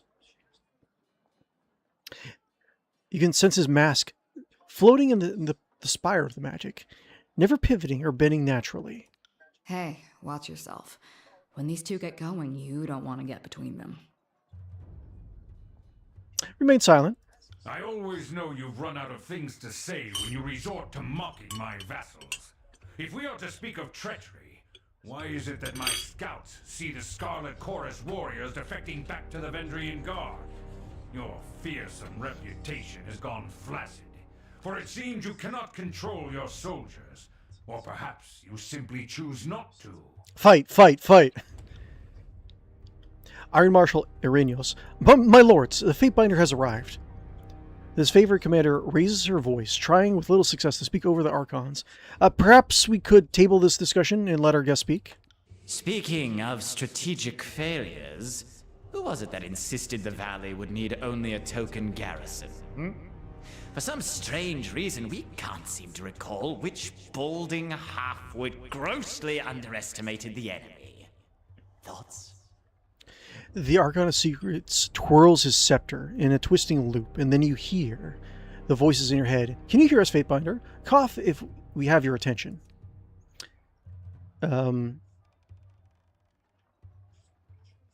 Cough audibly. And I thought you had left agents within these tearsmen when they surrendered. Either you failed to see what's coming, or you and let it happen. Incompetent or in cahoots, either way, this mess has your filthy stink all over it. The Archon of War lurches forward, resting his weight on his war maul as a magical luminescence ushers from it. We look forward to seeing you explain to Tunon why the Archon of War could not close the vice on this trivial little insurgency. When we are crowned the ruler of the Tears, we shall have this place renamed to Ashes Folly in your honor. The voice of Narat tosses his scepter into the air, and then you hear, good, good. Now pay attention, you might learn something, okay? So he has actually acknowledged us. He's talking to him, but he is speaking to us telepathically through his scepter, right? Remain silent. If I could trust the information I get from you and your conscripted mouth breathers, perhaps I'd order my cohorts around a bit more aggressively. But last time I trusted your all-clear report, my troops failed to come home. Oh, Ash, old boy. If you're going to have a little sob every time He's given me a little bit of respect so far. Dies to the Tearsman, perhaps we should have Siren sing you some calming lullabies to help you cope with your grief. Siren is another Archon in the War Host, the Archon of Song, I think. I think she's one of the youngest Archons that came about, I think. Siren is the Archon of Song, the youngest Archon sent to conquer the Tears. Well, not necessarily the youngest Archon, just the youngest sent to conquer the Tears. Young and inexperienced, Siren is sworn to the voices of Narat, who uses her powers to charm and manipulate to swell the ranks of the Scarlet Chorus with volunteers. The Archon flips his scepter 3 times around, and then you hear his voice in your head. Take care that you do not learn too much, Fatebinder. An excessive knowledge, of curiosity even, can earn unwanted attention. Interesting. Iron Marshal Arrhenius, hold your tongue! I will not have you degenerate the honor of our fallen brethren. The commander's hand moves to the hilt of her blade, though a weapon stays sheathed. I'll be doing us all a favor if I crack open that excuse for a head. Fifth Eye. They bicker like children, do they not? The Fifth Eye's grating tenor pierces the tension in the tent, and we wouldn't see that. And then turns towards the Crimson Spear. I only meant to see, welcome to our honored guest, the Fatebinder. The honored retainer bows with a rushed inelegance, then rises to a salute, and not a moment too soon. Arrhenius, the Queenslayer. Sensing your presence, what is it? We got a bunch of stats. Sensing your presence, the Deceiver Commander snaps in the firm salute. No doubt your presence here will strike despair into the hearts of our enemy. Lord Ash, Lord Narat, our guest is here. Disfavor gain minor favor. Raven Ash gain minor favor. Scarlet Chorus gain major favor. A Voice of Narat gain major favor. Okay, interesting. About the Archons. Glare silently. About the Archons. Apologize for the... I'll do a elegant bow. Apologize for the sudden entrance. I've traveled long to be here. Raven Ash gain minor favor. Lose minor favor. Bow. How wonderful you could join us, Quakebringer, Executioner of Cairn. You grace us with your presence. He's hoping you have another edict for bringing childish Archons to heel. Indeed I do. My soldiers tell me you helped Commander Drotus on your way through Edring. You honor the court with your selfless cooperation, for that is the sort of camaraderie that Kyros demands of us all. On the last of his words, the Archon of War glares at the Voices of Narat. Well, you see him incline his head towards the Voices of Narat. Okay.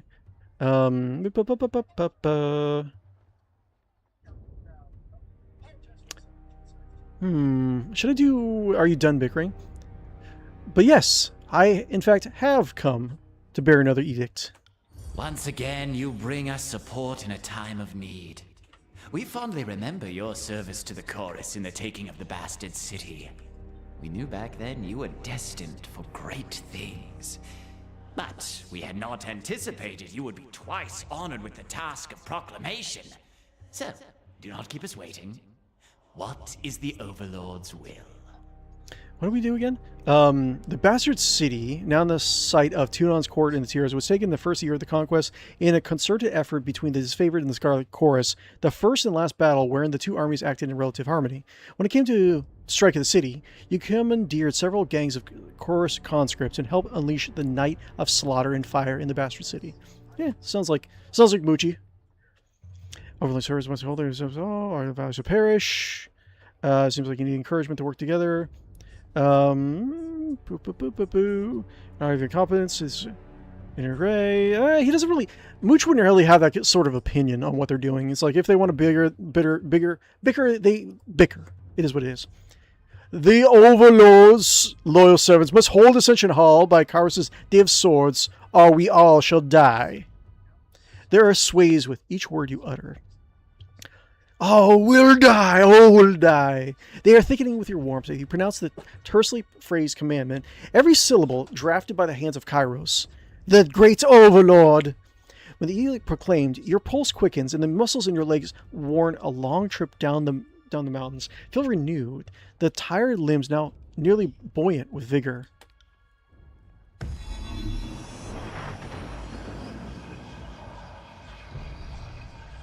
The Overlord means to compel us into action. No doubt the avalanches in the mountains are part of this ultimatum.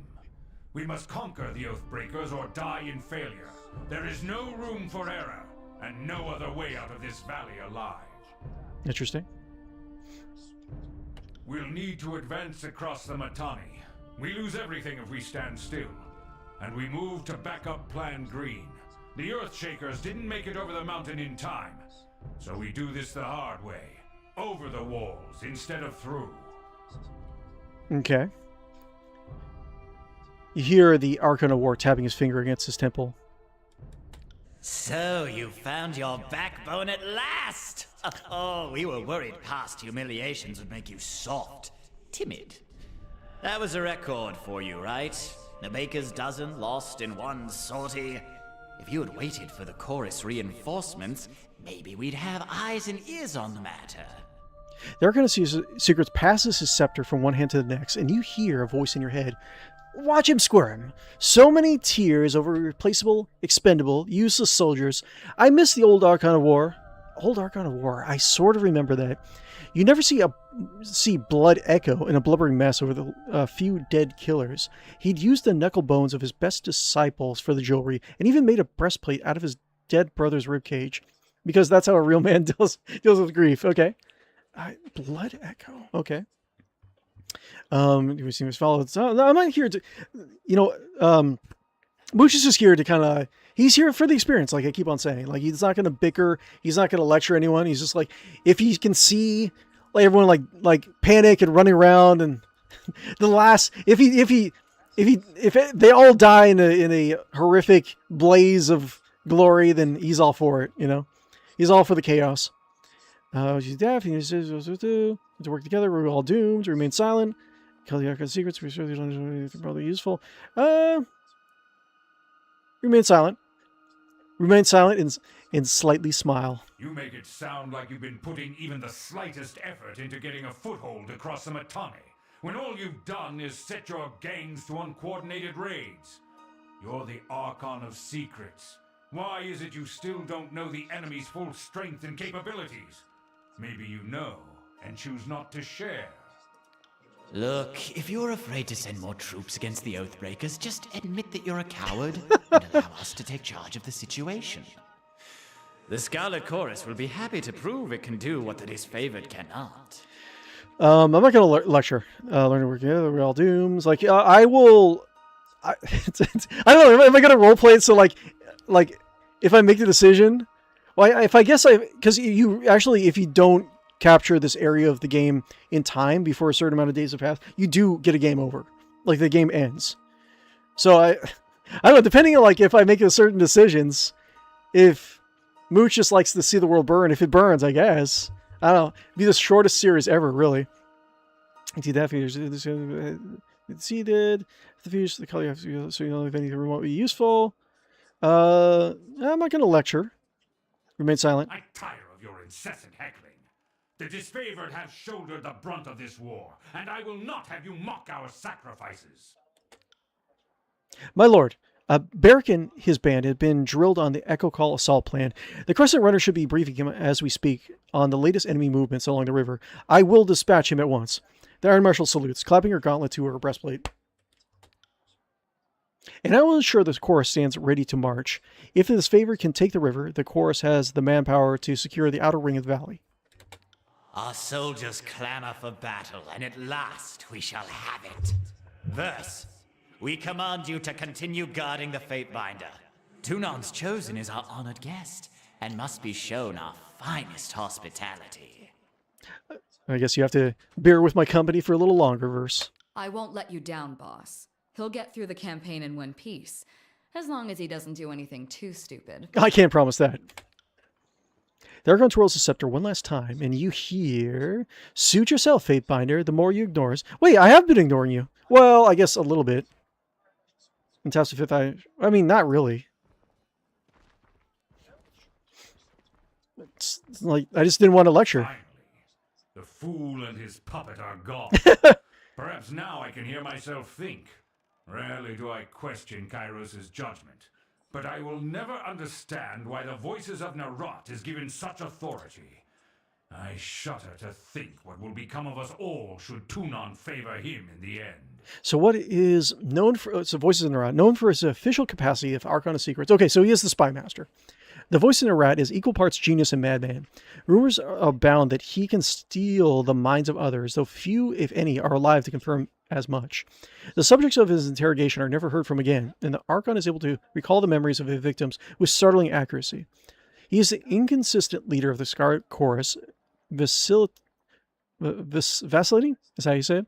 Between the commanding armies of the Vanguard and directing his armies in absentia. Despite his strange methods, no one doubts that the Voice in the Rot is an accomplished strategist, even suggesting that his madness stems from thinking hundreds, perhaps thousands of steps ahead of his enemies. Interesting. Boop-a-doop-a-doo. Though the edict threatens the Scarlet Chorus just as it threatens us, I cannot shake the feeling that our allies will work against us. Queenslayer, I would ask that you join us in battle, if only for the satisfaction of your presence enraging the enemy. You will see me. If you wish to be counted amongst the glorious, speak with the Iron Marshal. She will direct the order of battle until we are ready for the final push into the Citadel. Okay. I'm short a few scouts, short a few soldiers, short a few everything. I'm sure my brethren would be grateful for the assistance of a skilled outsider. Double check my camera. Everything's working okay. Nice. Be honored to help. With the Scarlet Chorus, how will you be helping? I'll be honored to help. The Honor Marshal salutes Graven Ash and then turns to leave the tent. I'll be at the training grounds, readying the soldiers. Find me there when you're ready. She pauses, clearing her throat. And I'm loath to mention it, the chorus can likely use your assistance as well. They certainly won't secure the valley on their own. Fifth Eye will be somewhere in that rat's nest they call it Camp Due East. Seek him out if you must.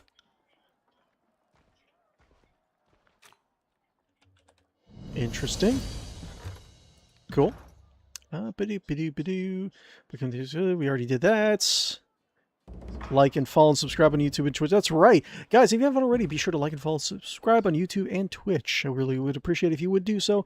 I currently stream Wednesday, Thursday nights, Saturday, Sunday mornings, and do stream like off-the-radar games, indies, and retros, and like heavily modded games, and like games that have very strong like community presence you can actually become a part of. But yeah, it's one of the things I'm just kind of doing casual Tyranny every so often, but I do have on my manifest, we are playing a RPG series of, how do you want to call it, modern fantasy, not even that, post-apocalyptic kind of Earthbound-like RPG called Lisa. We're playing part of that series on Saturdays. Sundays we've been doing a lot of Rogue Trader, and we're going to be folding Warhammer 40,000 Dark Heresy into that too, but we do also do plenty of different indies, so yeah, feel free to swing on by whenever you can. What's this? Battle reports from Echo Call Crossing blames the failure of the assault on the village of Scarlet Chorus. Apparently their scouts failed to report critical intelligence about the enemy composition. Okay. Piece of cake. Get stuff. Gauntlets and garnet. Sure. Get stuff. Get stuff. What do we got? What do we got? What do we got? Recovery, deflection, plus 4.25 unarmed DPS. We're not doing unarmed, but it's interesting. 1.5 armor, pierced frost armor. I don't know. I mean, that is good armor. Put for recovery? Sure. We'll try it. Anyways, anything else? Potion, yes. Hello. The Archon of War lets out a long sigh as he surveys the maps and models splayed about his desk. He glances over his shoulder, making brief eye contact with you, furrows his brow, and then turns back to his contemplation. When I heard the Quickbreaker was Tunon's chosen, I had a sneaky suspicion it was the passing out execution. I've grown tired of being right. Maybe speak a moment. I tire of all this endless prattle. I'm the Archon of War, and the Overlord has decreed battle. If you wish to help, go speak with the others. Return when you have done something useful. Excuse me. The Archon of War pounds the half of his maul against the ground. Okay. Sure.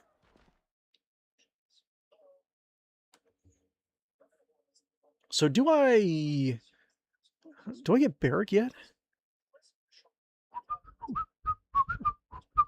Use the spacebar to pause and unpause the game during combat to issue orders to your party members and evaluate your strategy.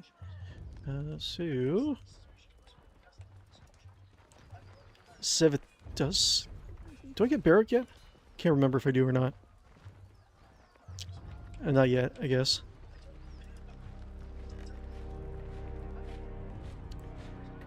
Sevius. Fatebinder Mooch, am I right? I'm Sevius, commander and third generation disfavored. Specifically, I'm Servius the Younger. Some folks can't keep track. The ranks says commander, but lately I'm just organizing patrols and trying to stay out of the way. You should talk to Iron Marshal if you have something official that needs to be discussed. What does he need? Are you guys going through first you gone? Is there a problem? Why do you think it stays so long? Two armies have worked together in years. Why do you think that is? I heard you talking to each Earthshaker that the reinforcements have gone. Is there a problem? I'm afraid so. Radix, the head of the Earthshakers, was supposed to arrive with a group of his most competent spellslingers to help break the stalemate. I don't know what's holding up their arrival, and this worries me. If you are all inclined to lend a hand, we can use some arcane support on our side. Sure, of course. Could you? I knew that Tuon's agent wouldn't fail us in time of need. I'll mark the last known site of our Earthshaker reinforcements on your map. Good hunting, Fatebinder. Doesn't look like the two armies get along. Why do you think that is? Come on, Binder. It seems like asking why beasts stink. Disfavored are only too eager to deliver Kyros' peace to the tears, while the Scarlet Chorus brings only mayhem in their wake. You can't tell me the Voice of Nerat has a plan. You can tell me the Voice of Nerat has a plan. I'll take your word for it, but the Chorusers seem to blunder around, never moving with purpose as we do. Verse. Of course, verse has to come in. Verse, I wonder if we've been fighting the same war, soldier. I've seen Ash yank his precious soldiers away from battles more than he's won. If you'd like to call that progress, be my guest. Servius, unless we find a way to work as one, I feel the Scarlet Chorus will step in front of Graven Ash's strategists on every turn. As far as I'm concerned, it seems like the Voice of Nerat is here to amuse himself, while the rest of us are here to do a job. Well, this is a fun thing to do. War is fun! Go north of clearing. We only have 2 party members. I would like to have more people. Let's see here. Don't really like to tackle more quests with only 2 people in my party. Okay. Anything else? Get some iron. Is that all? I've got this. Stuff. I like stuff. Stuff. Shield. Okay. Stuff. Yes, wait, where's map? Where's the map? Anything else? We got Lucia, Marcus. Guess we haven't really gone there, have we? What is this? What is? Oh, merchant probably? I don't know. Oh, container. Sure. Lesser sigil of strength. Sure, I guess.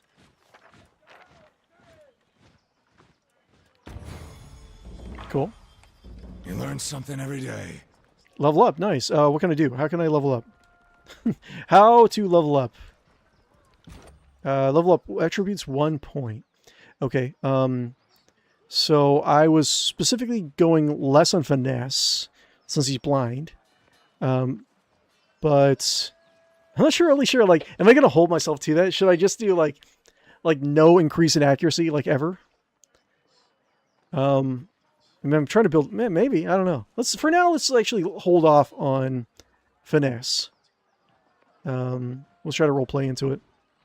We got +5 bonus health, +3 well defense, -9 ability and skill cooldown, +6 -6 attack and ability strength, 6 endurance defense, +30% spell strength, +18 magic defense. Okay, +15 arcane deflection. With each level, you can increase one of your character's attributes: might, finesse, quickness, wit, vitality, or resolve. Each of those attributes provides benefits to your character as well as increase one of your more skills. Increasing an attribute costs 1 point until the attribute score reaches 19. There's an attribute from 19 to 20 requires 2 attribute points. Sure.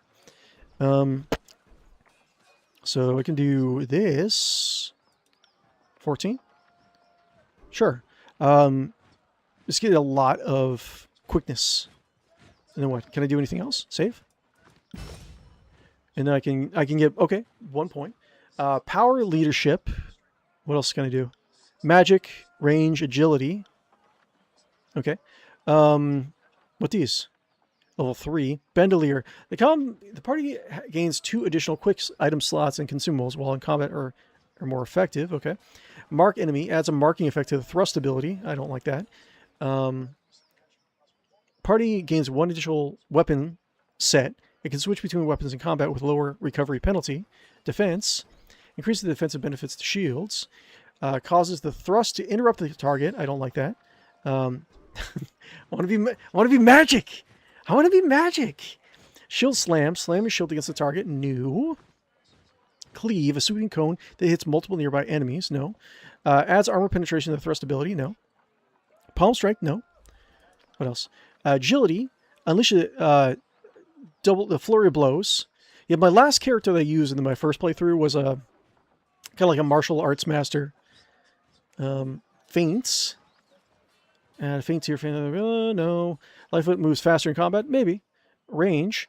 Hobble. Target your enemy's feet with a range attack. It just says range attack. It doesn't say arrow attack.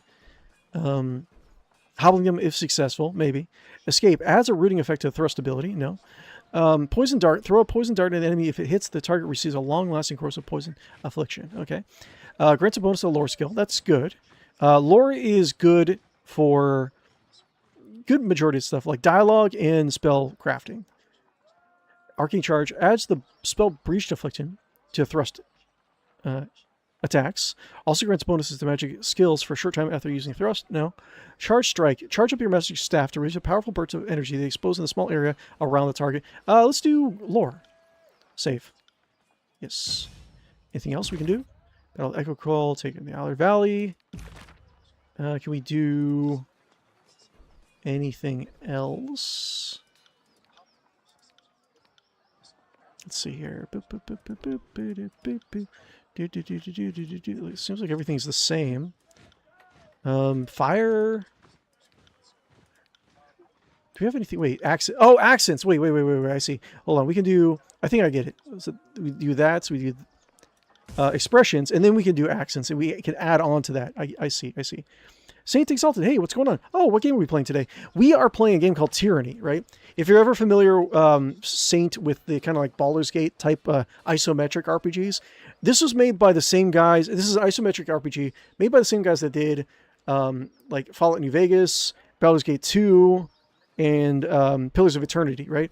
And the premise is that the bad guy has already won, right? And you're kind of like operating in a continent that is being conquered by the bad guys for the most part. And there's a lot of like kind of like nuanced takes on like like bad guys and like how their outlooks on certain things and how like law and order should be actually done. And it's a very interesting backstory. It has a very interesting like spell crafting system, and it's just a really, really good like underappreciated game that I'm trying to just put the word out there. But yeah, that's pretty much it. I think there's more to it than that, but I gotta try to get used to not overloading my explanations. So wait, what's this? Single intensity sigil. What does that do? Actually, accent that provides and increase the spell strength, increasing the potency of most existing effects, but lore 20. So my main guy can have it. Sigil of strength versus what? So I can take that off. I select the range, increases the range of spells. I don't know if I really need like range at the moment. I mean, power would be pretty good like early in the game, right? And my guy is supposed to be a lightning mage, so we'll do that. Assign like there, right? Yes. And then we can do like lightning should be power, and then we can do what was it? Fire. Can do range. Yeah, range. Like range assign, yes. We'll do like long range for fire and ice. Actually, you know what? Let's do power for that as well. Like we're more like a storm casting guy. Updates. Yes. So we'll do yes. So we'll do this, and then this, and then, okay, so we have spells. So we got that, and then Rhyme Spike should be, yeah, okay, yeah, like long range, wait.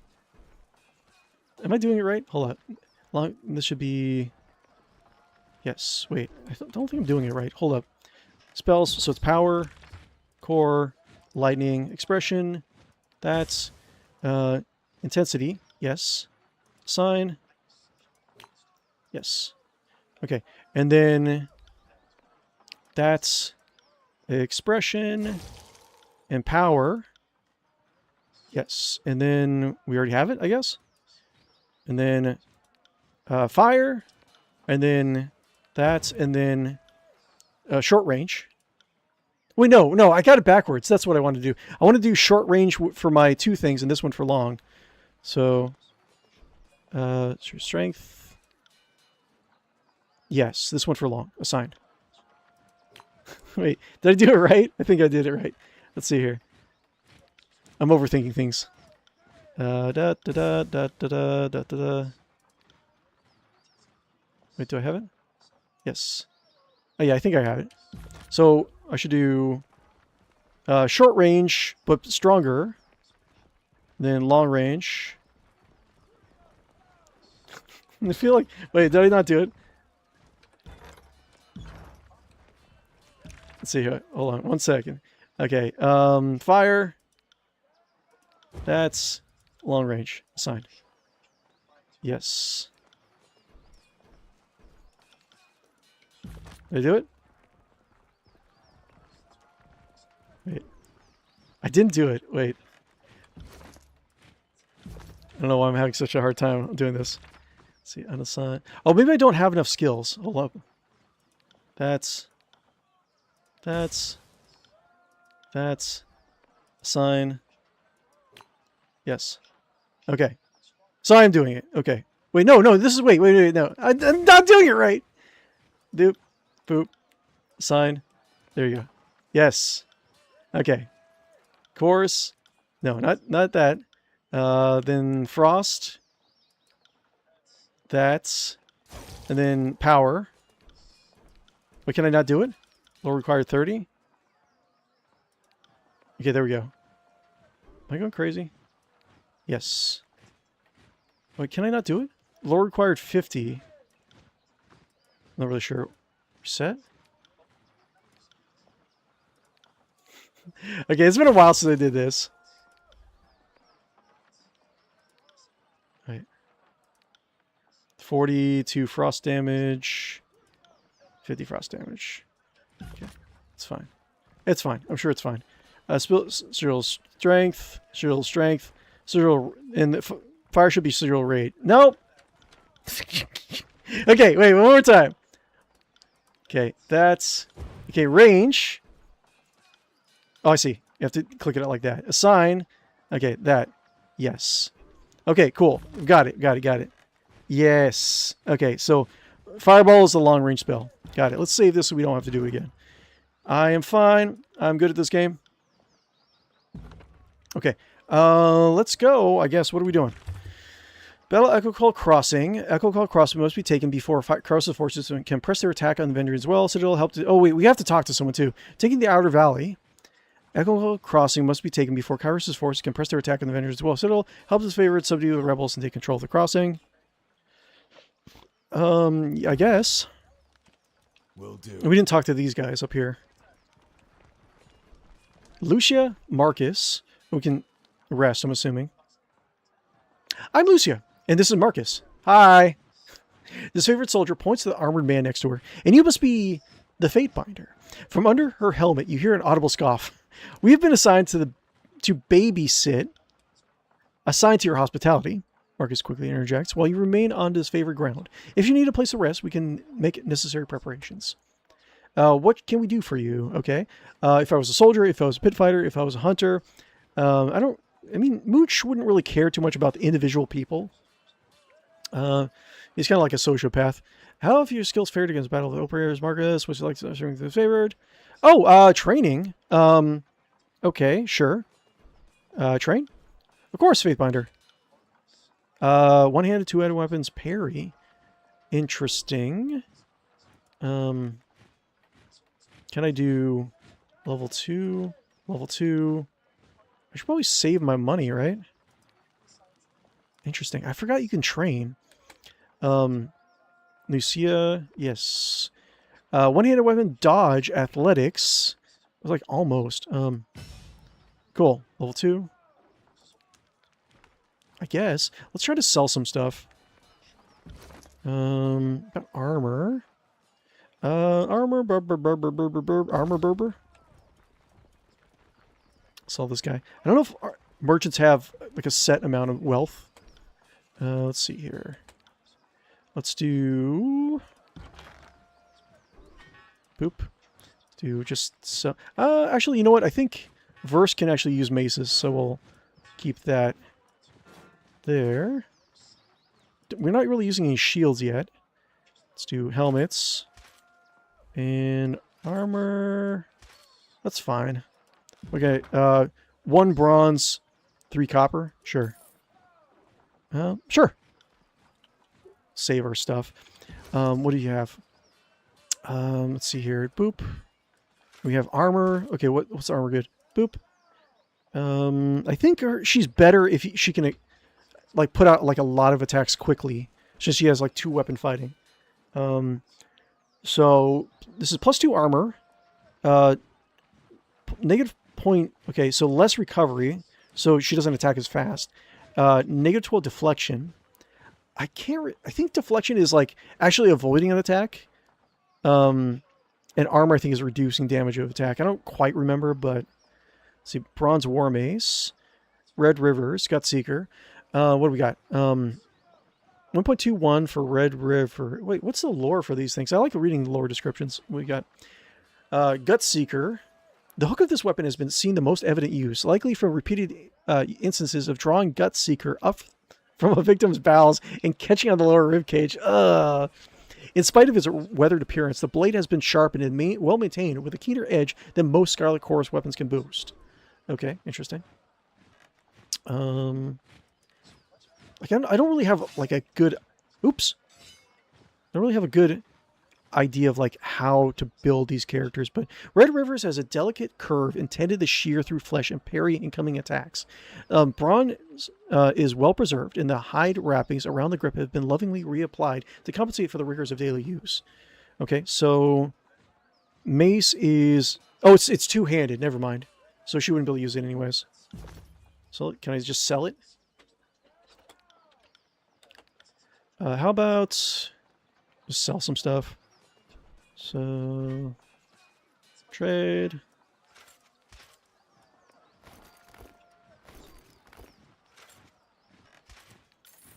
Okay. Money. Money. Camping supplies. 40. That's a lot, man. You're so poor first thing in the game. This is like a typical... This is like Baldur's Gate 2 era, like stuff. In terms of like how well prepared you are first thing in the game. Might as well just live in a cardboard box, man. Okay, let's go.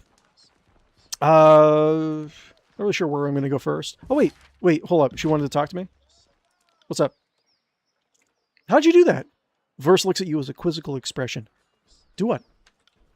Back in the Archon's war tent, you cast an edict as casually as reading a supply shipment. How'd you do that? Well, I have done it before. I don't know why I didn't realize it earlier. You proclaimed the Edict of Stone in Azure. It blinded the entire realm, all to destroy the rebellious Archon. I can't believe that was you.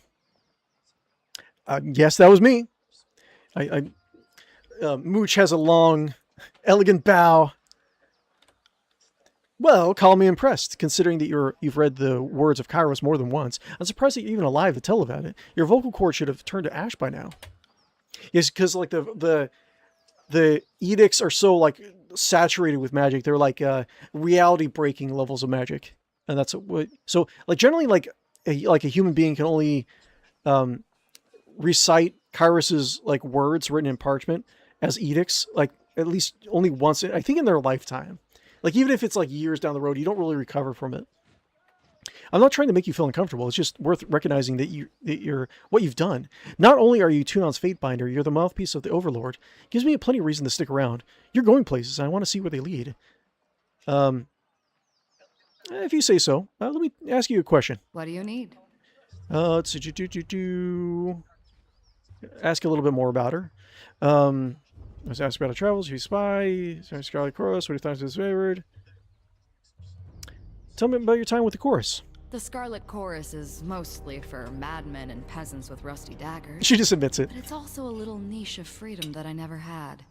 Once I survived training and met my Scarlet Fury sisters, I saw a different side of the howling mob. Tell me about your training. For new recruits shoved to the front lines, training means surviving the first battle. Anything beyond that is for the fighters who show potential, whether as blade dancers or arcane madmen.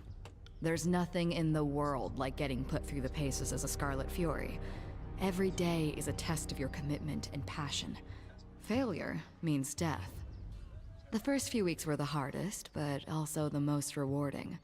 I earned my name, picked up some quality weapons, and like met my literal sisters. name. Okay, so that's not her original name. Interesting. Tell me about the Scarlet Furies. The elite fighters of the Scarlet Chorus. Your typical Horde recruit fights with a rusty spoon and a chip on his shoulder, but the Scarlet Furies are, well... I do want to learn more about the lore of this game. Like, there are a few lore tubers out there, but like having like there's not really a huge amount of like sources for Tyranny lore. We focus our madness. We coordinate, we kill, we dance. It's like art. Imagine a sculpture that twisted in weird, beautiful angles, and then gutted you too fast for you to realize what was happening.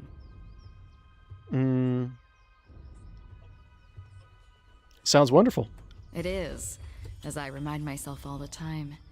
The most important day of my life was when the voices of Nerat recognized my potential and sent me to Scarlet Fury training. You said you earn your name?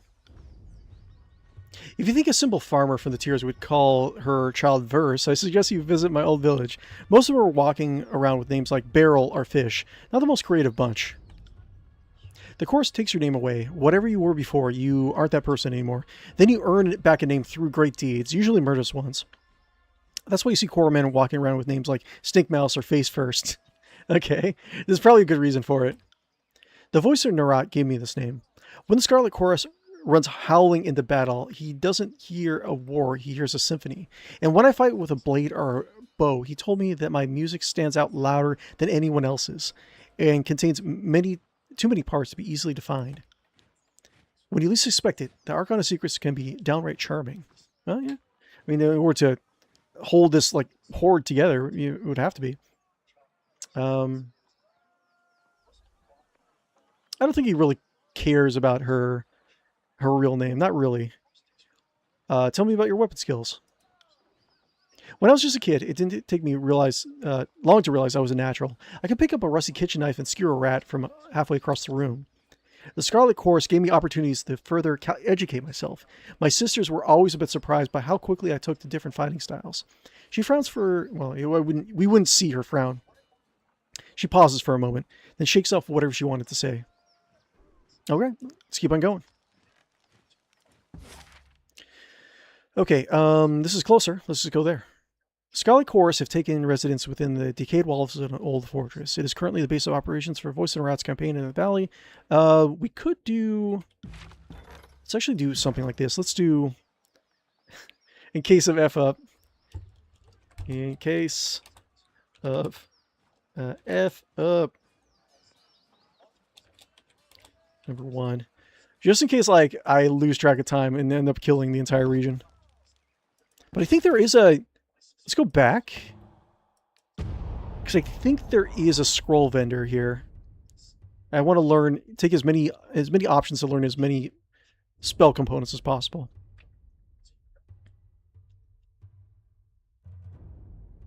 Characters can be targeted or self-selected by left-clicking on the selection cycle at their feet.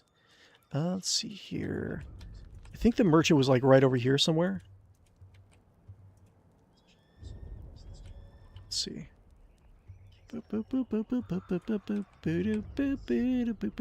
Mocking Blaze. They're just kind of chilling out.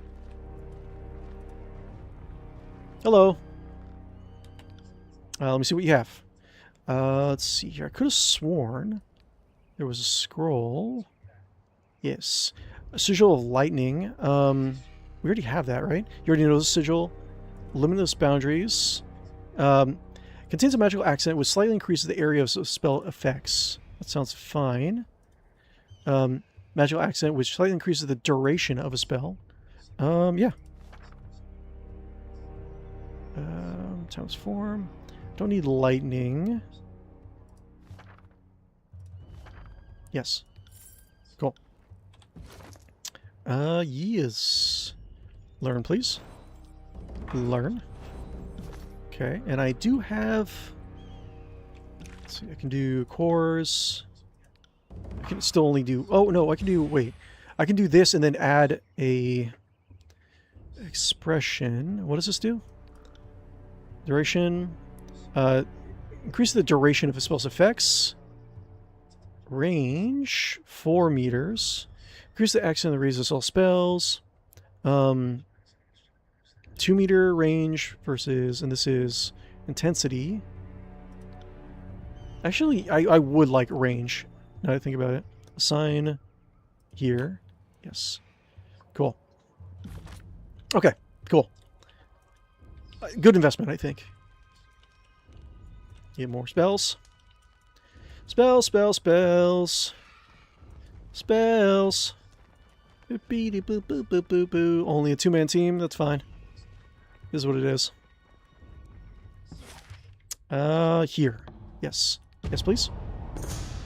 You're following the road through an expansive scrubby woodlands, crooked oaks, and dry needled pines grasping towards the sky. When you catch the sound of children's laughter filtering through trees. Investigate the laughter. Ignore and continue. Investigate.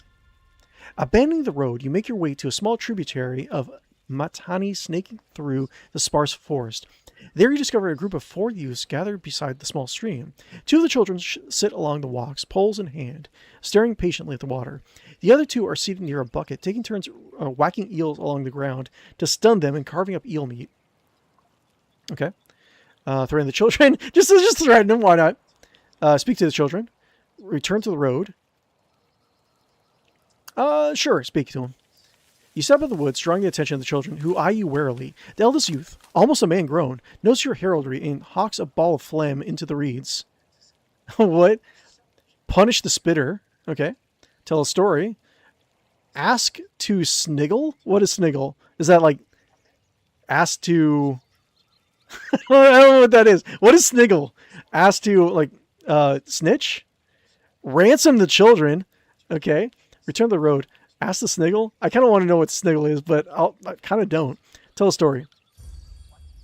You gain the favor with the Avenging Guard. You raise your hands to calm the youngsters and ask if they've heard the tale of Pox and the Elder Boar of Baronian Wood. When they look to one another without an answer, you begin to spin the story for them, an odd and sometimes amusing yarn filled with epic adventure and dark mysticism. By the time you finish, the youths have become entirely absorbed in your story, utterly wrapped in their attention. The youngest of the children brings you an eel in exchange for your time. You thank them and return to the road and continue your journey. Okay. And we got well fed. Okay, sure. Why not? Interesting. Let's see what we got. I might stream for a little bit longer tonight. Doesn't want to show. Where is my OBS? OBS. So we'll do another maybe like 40 minutes or so. What's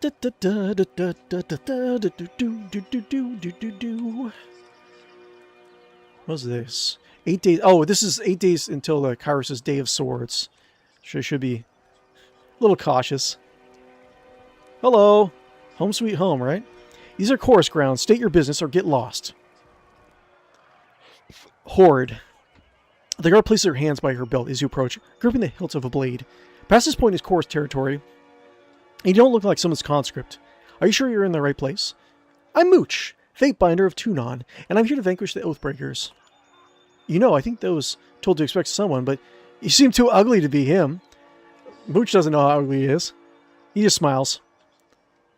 Here's a prevent us all from dying. Moves aside. I was expecting your before. Let's see here. I'll insult her. I gotta do a little snapback. Mooch would say something like, and since when, and I was expecting a Scarlet Wars warrior. I don't. When do they let children guard the gates at a camp? The guard stares at you for a long moment, clearing her throat as she tenses her posture. At long last, she nods her head sideways, gesturing for you to enter. Go in. Just watch your step around here.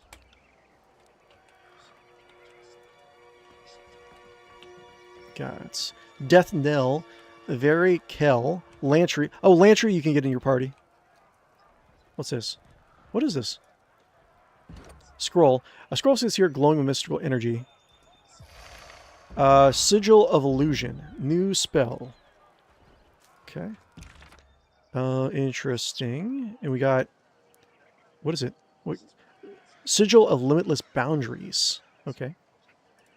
Illusion. Okay, illusion. Range. What is it? False pit. Oh, I remember. I remember this one. Conjures the illusion of an endless black pit below the target, convincing them that they are falling to their death. The enemy is left prone until they can make sense of the illusion. That's actually a really good spell. And we can do special blur, mask the target in a blurred illusion, making them harder to hit. I can actually give that to Verse. Lore required 15. She has 32 lore, so I can actually pump that up a little bit. So I can do Sigil of Intensity. That would be 30. Oh, she can't do it. 35. 35. 25. Increase the range. Duration. I can do that. Assign. Like that. Yes. So she can do like a less chance of hit, right?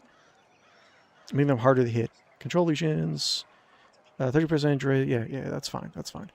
Then we do Focus Intense, False Pit, and we can do Range, Intensity, or we can do, what is this? Area of Effect. That actually might be better. 55, 61. Yeah, False Pit. Do that. Cool. I mean, I might not need, like, 4 damaging spells, but we'll see. Cool. Save. Scarlet Chorus Camp. Bandaring Wounds. Like, follow, and subscribe. I agree with that. Fifth Eye. This is my friend. Hi. Well met. Look at this face, man. The Binder of Tunon arrives. Squealing with a teenager's timbre. How do you say that? The fifth eye's voice makes your gums itch and your fingernails feel in need of a trim. And we just finished having a bit of sport with some captives. But worry not, we'll have some more fun with another batch momentarily. Dressed in bronze red regalia of the Crimson Spears, Fifth Eye beckons you to stand close, wagging a blood-splattered glove. Now, you have issued this edict and doomed us all to die. Have you come to help us climb out of this hole? Trust you're getting warriors really well. Not here to follow your every order, but we need to work together. Trust you're getting your warriors ready for battle. We know the Oathbreakers are focused in the citadel beneath the mountain spire, but we've learned this is not their only nest. Fifth Eye wags a hand in the air with a high-pitched squeal of displeasure. Given their pattern of attacks, they must have had a second group maintaining camp here in the Outer Valley. And unless we deal with a second group, they'll attack from behind the moment we cross the river. Okay. Interesting. You have a large force, and others weak. This favor think you can't control your horde. I hear this favor think you can't control your horde. That many are defecting back to the Vendrian Guard? Wrong! Wrong! And perhaps he gestures with his spear and arc towards the spiraling camp. It is no mean feat to herd this many desperate lives. For every 2 handfuls of humanity, there is at least one finger that snaps from the stress of our ways. A few have been lost in the margins, I won't deny that. But if you store grain, expect some rat feces. If you lead killers, expect some desertion. So you need help? Well, I was debating just poisoning them all. It certainly worked from the past. But we don't have time for such slow-boiling plans. We must take direct action. And while a good old-fashioned slaughter would be an efficient solution, the smarter answer is not to kill them, but to add their strength to ours. My last group of scouts returned with a new bunch of prisoners, and one of these prisoners claims she can lead us to the Vendrian Guard's secondary camp, though there are shreds of deception in her voice.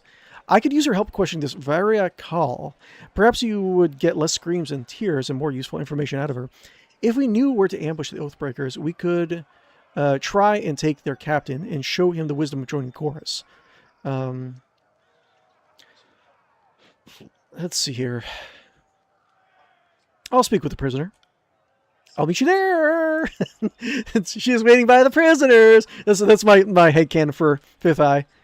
Is that Fifth Eye is just so like cheery and helpful. Bye, Fifth Eye. Bye, everyone. Bye, Fifth Eye.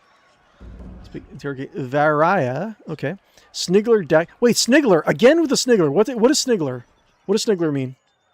Snigler Dagos. Upon noticing your approach, the merchant straightens his posture and smiles. What an honor! The name is Snigler Dagos. Originally from the relative tranquility of the Northern Empire, I have since accepted nomadic life for the sake of keeping Kyros' forces supplied with only the finest goods, local and imported. Okay, let me see. He whistles a little. It's not much, but let me know if you see anything that piques your interest. Scrolls is what I'm looking for. Scroll of channeled strength. Expression. Scroll of vigor, we already have this. Scroll of lesser sigil of precise accent.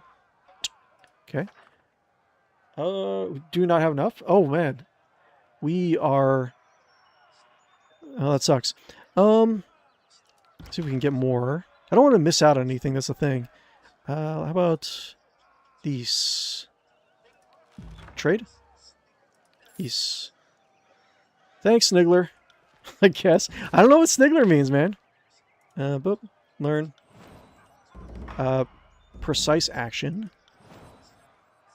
Okay. Channeled strength. What does channeled strength do? Channeled strength. What is this? Expression used to create spells that affect the targets within a cone in front of the caster. Oh, I see. Okay. So, interesting. We can have a cone spell. Maybe you have a cone spell for the frost. See if that works. Let's do that, and then frost, and then what else? Accuracy. Increase the accuracy of spells. Sure. I guess. Area of effects. We can do that. 65. Oh, I can't do it? Okay. So, how about Strength. 85. Take it off. 60. How about... yeah, sure. Assign. Icicle Storm. Wait. Yes. Cool. That's Icicle Storm, right? So we can do Icicle Storm. So we can do a Cone of Ice. Okay, that's fine. Signal Strength. Maybe we should do, like, range. Is that a possibility? We can do bop, bop, and then range. 7.2. Yes. And then we can do... That looks a little bit better.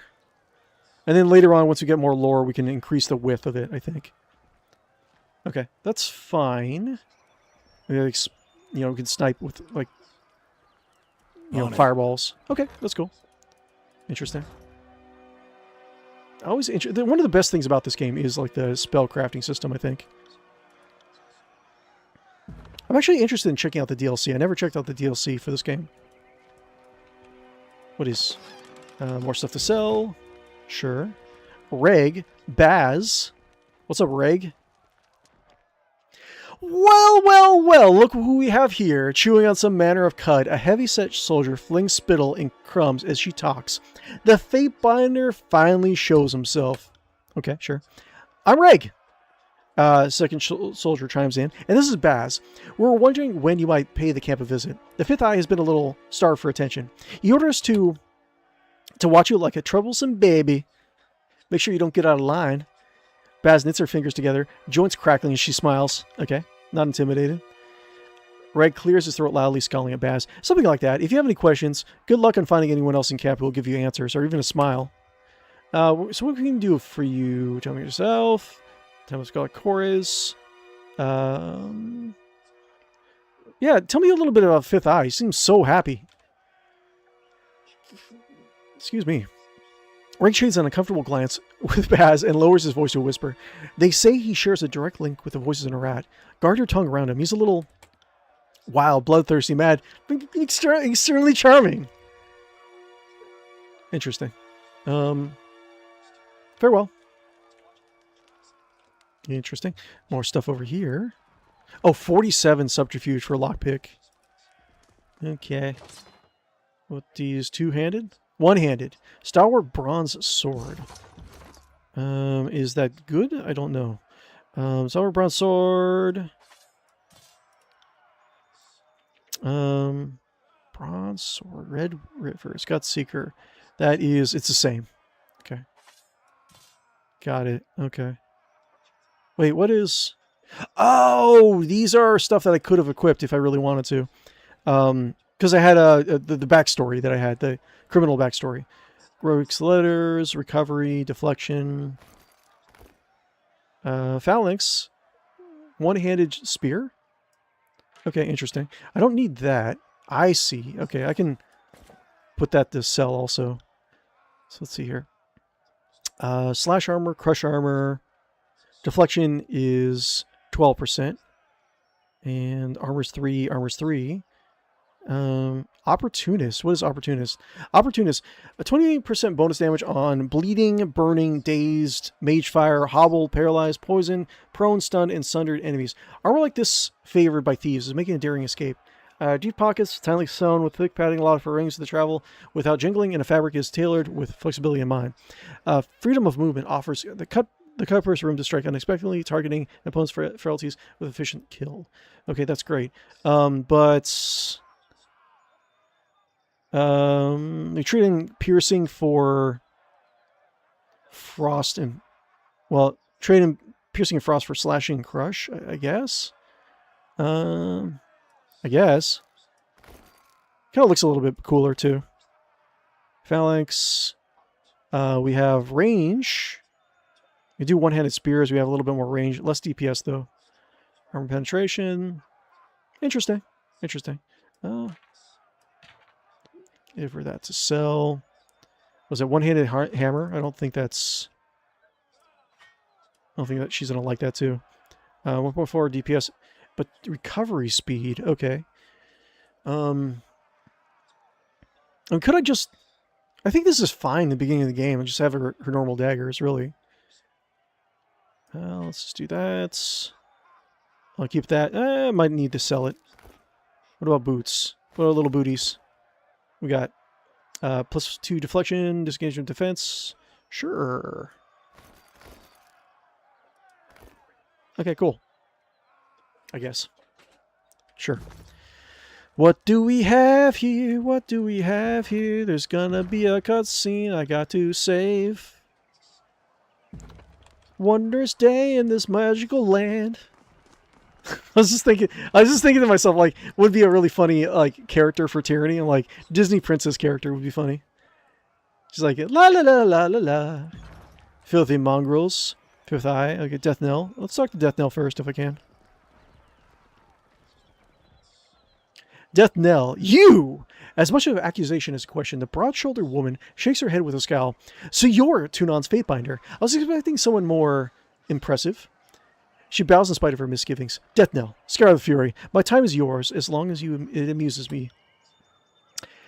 You feel the wind as she twirls something in her hand. Let's get one thing clear. Stick to your words and law. Leave the fighting to the grown adults. Your corpse would just be a tripping hazard for those of us trying to have a proper bit of carnage sport. We've got enough useless twats dying for our name as it is. All of our horde recruits seem to be good for as late, just piling bits of poop-reeking mold on the battlefield.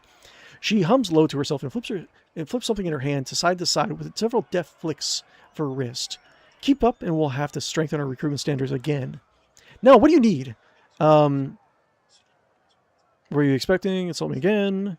Insult me about the Scarlet Chorus. That's been fair with you so far. What were you expecting about me? Let's see. Death Knell counts on her fingers, conducting some mental tally. From your can you even count, my friend?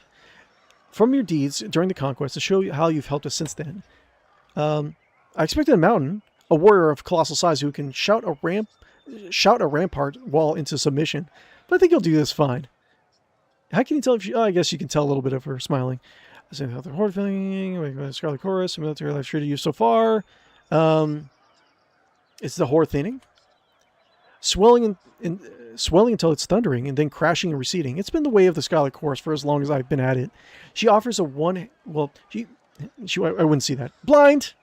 We take our prisoners alive. Give them a chance to live, to be reborn into something better. Putting any and every body to the sword like the deciphered is nothing but a waste. A conquered enemy is nothing but a new ally. It merely requires the proper coercion. Of course, we sometimes have the problem of lingering loyalties. Deserters are rarely successful in their escape, but they do try. The Vendrian Guard, strengthened by their numerous brother ties, have been particularly stubborn, so I have better plans hatched. And what might that be? Death Knell? Oops. I accidentally clicked on it. What was it?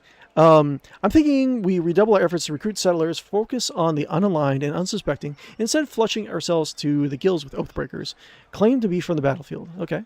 How exactly do you propose to convince them? A knife point has sufficed well enough in the past, but you've inspired me to try a more diplomatic approach to this day.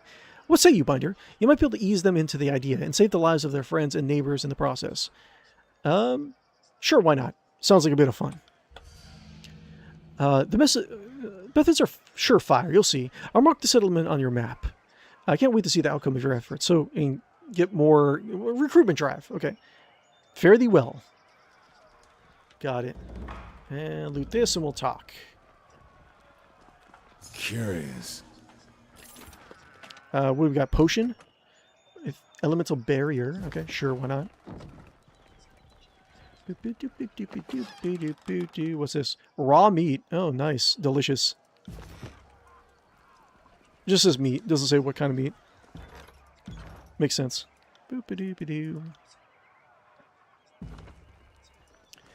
All right. Hello. The Fifth Eye, commander of the local Scarlet Chorus, surveys his camp. Well, you can feel the presence of the Fifth Eye. We'll just say that. I got to remember, guy's blind. Got to redo some of the description. You feel like you're being watched as you approach. Was there anything else? Was there a role in the chorus? What are you going to tell me about Ascension Hall? What do you know about his favorite commander? What do you know about his favorite commander? Iron Marshal Iranios is a doting warrior, just like the Archon of War. She's only a few select as favored, cautious enough to be trusted with Archon's iron toddlers. No doubt her primary qualifications include being related to Ash. The Legion's a little too big into its pedigree, if you catch my drift. Though I'm loath to speak of her, I cannot deny she is a brilliant swordsman, and the other disfavored seem to take her seriously, despite the serious stick that's propped up her backside. Okay. Is there... We saw the pedal. Yeah, there was a quartermaster. We just passed him. Okay, so we got to interrogate. We have to do that. But Lantry, you can join your party. I know that. Varakel. Please, someone. I wish to bow before the verses in a rot. I thought we could all find redemption in the chorus. A woman lurches forward from the post that she's tied. Is she tied to it, or is she... I think she's tied to it. She's not, like, crucified. She smells like she soiled herself. This one was hollering earlier that she knows the location of Vendering Well encampment, but she isn't being entirely honest. I told this thing that I wanted to guarantee that I live and welcome to the chorus as a captain. As a captain! Oh my lord! Demands. Then I'll talk. Otherwise, they just kill me once I opened up. I was dumb enough to join with the Avenging Guard, but I'm not dumb enough to give my only bargaining chip. Tell me, can we use this other people if it goes by the chains of heart? Yeah, you claim that you would disavow. Well, I mean, that's plenty of people in this course are like that. And they're like forced into submission, right? You claim you would disavow your people just for the Scarlet Chorus. Why is that? Because I want to live, and you need to be the Archon of Premonitions to know that the Younger Realms are gone for good. That's this general area. Kyros is the new strength of the Tears, and I'd rather stand with his Archons and be crushed by them. Well, tell me what you know. I've heard the Chorus is looking for Captain Pelox Florian and his crew, and I can lead you to them, but only if you release me. Release. Okay. She turned... Let's see. You sense her squirming on her restraints. Athlete, raise your voice. Start talking now. You're lying.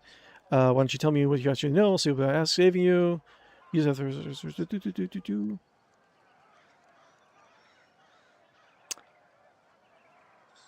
I don't. I'll just say jokingly. Mooch kind of dances backwards. Says you're lying. Why don't you tell me what you actually know, and we'll see about what we can do about saving you. Well, you see, shaken by her demand, her lips move wordlessly. Well, I wouldn't know that. Well, you see, so I don't know exactly where the rest of my crew is, but I saw, I mean, I can tell you. She squirms. Search that one. I'm blind, I can't see. The tall, dark one, missing most of his face. Check his left boot. He was the literate one in our crew. He had the orders. I do something like... This is my staff. Tapping her over. The tall, dark one, missing most of his face. Check his left boot. He was a literate one in our crew. He had the orders. Fifth eye. With a snap of his fingers, you sense a pair of choirmen manhandle the fallen guardsman. You hear a rustle of paper as he unfurls the scroll to give it a read. It's nonsense. Just a mash of words. Laughter erupts from under the mask. She says she had information. She gives us garbage. Slay this wretch for wasting her time. He snaps his fingers. So...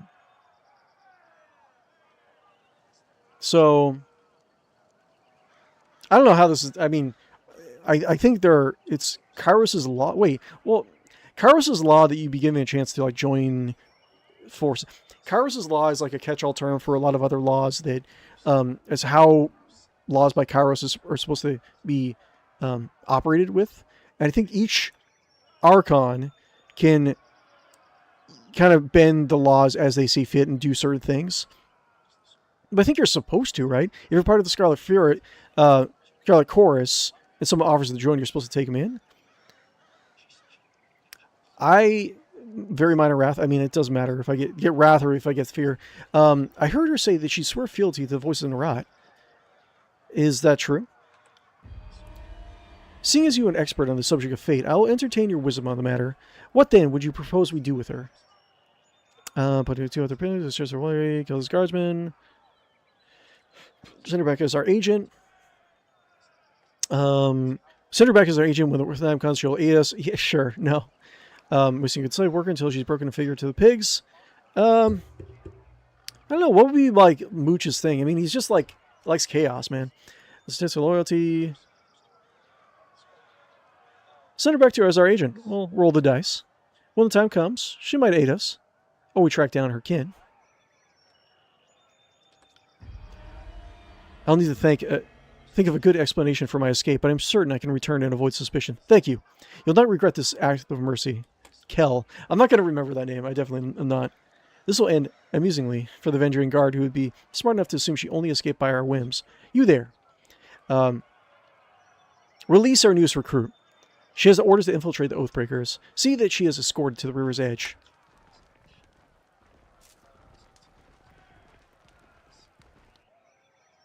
Vara inhales deeply, flexing her fingers as she shakes off the stiffness. Well, I guess wouldn't see that.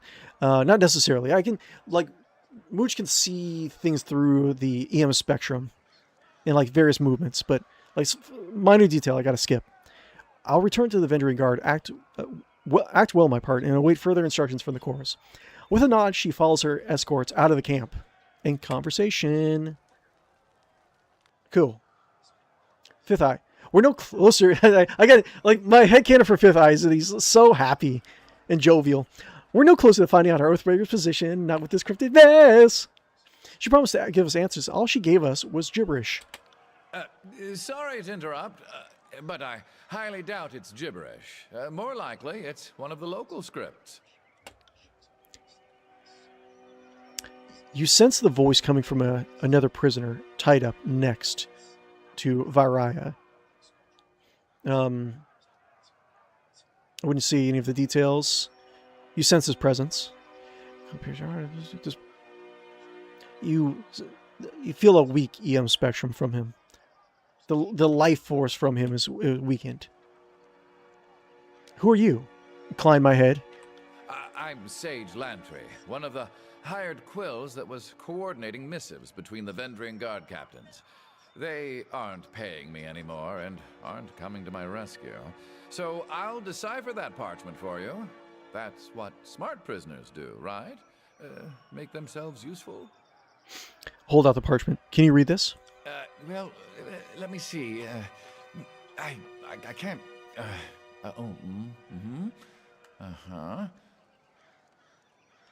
You hold the parchment in front of the bound sage. So, I don't know exactly what it says, but I'm half certain that's Sage Selwyn's handwriting. I'm sure I could decipher that in a few hours' time.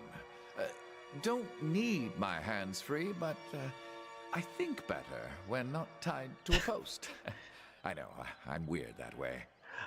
Like, you know, if you guys have ever seen that, like, the Daredevil series over on Disney Plus, or on, like, when it was over on Netflix, I gotta try to, like, train myself to do the kind of, like, blind, like, unfocused thing that Charlie Cox does. I think it's Charlie Cox? I forget exactly what the name of the actor was that plays Daredevil, or Matt Murdock. It's like, I can't do it. There's no way I can do it. A few hours? Either you can read it or you cannot. What use is a sage that doesn't know his letters? I think I've heard all I need to know. I say we have some fun with this one. My Prince is supposed to be... It can't hurt to give him a few hours. You read the edict. I don't need you to tell the sundial's working against us. This old bag is just trying to stall us. Yeah. Mooch is just like, if we burn, we burn. Whatever. Untie him. Give him a chance to translate. Are you giving me orders, Binder? Does this look like Tunon's court? Last I checked, only the Arcana Secrets can tell me what to do with the prisoner. You hear a tap of his staff against the ground. If this old man wants freedom, we shall give him a fair shot at a trial. Fatebinder, I beseech you, be my advocate for this trial. I'm no fool. I know the chorus uses blood, not words, to settle these matters. But you are a servant of the Archon of Justice, are you not? Okay. Let's see here. Receive prisoners in my custody. We just prisoner alive. That's the other. Fine. I'll be this champion. This one needs to live. Good. I like it when Tunon's puppies get their paws dirty. Did you hear that, brothers and sisters? Trial by combat is upon us. Oh, wait. I think I remember this is like, they put you up against someone really bad. The sage is unbound for the post. He weakly limps over to you. Rhythmic roaring and the stomping of hundreds of feet in unison can be heard throughout the camp.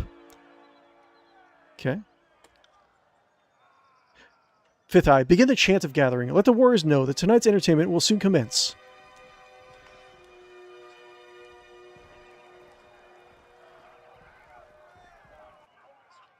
Yeah, I remember having like a hard time with this last playthrough. Fifth Eye, brothers and sisters, who among you has set the standard for strength? Who among you will now winnow the weak from the strong?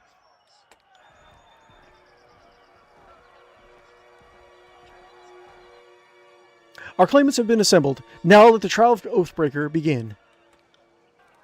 Oh. Okay.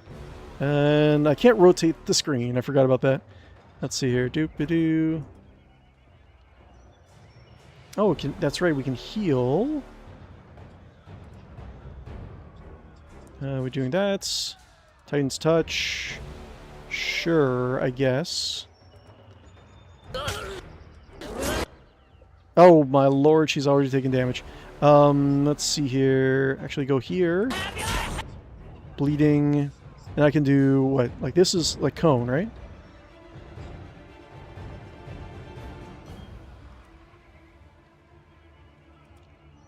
Okay. That's...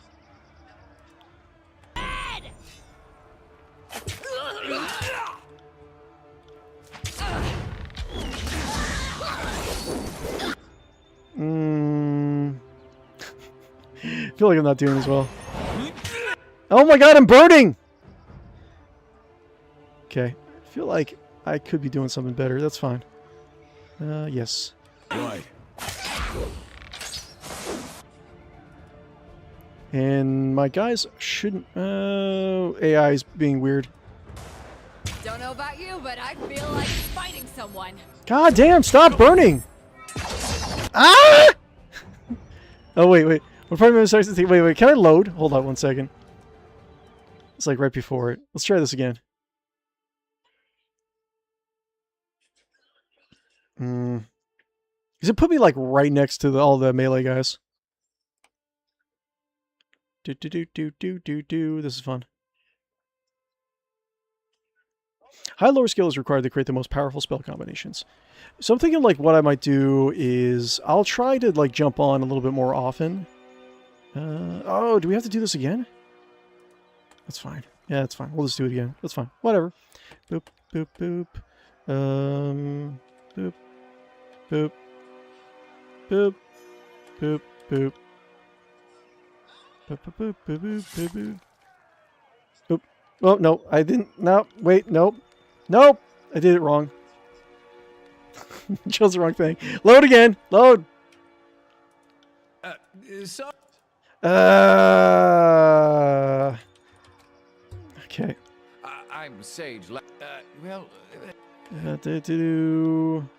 Fatebinder. Good. Load. Load, please. Load. Okay. 4 against 3. That's not fair. It's not honorable combat. Load. Try this again. Okay. I effed up.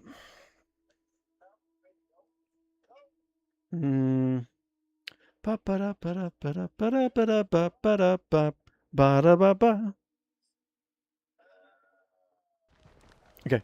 Let's do this again, not mess up. Wait, let's do also boop, boop, and move them a little bit further back. Boop, boop, boop, boop, boop, boop, boop, Let's send her back as our agent. Yes.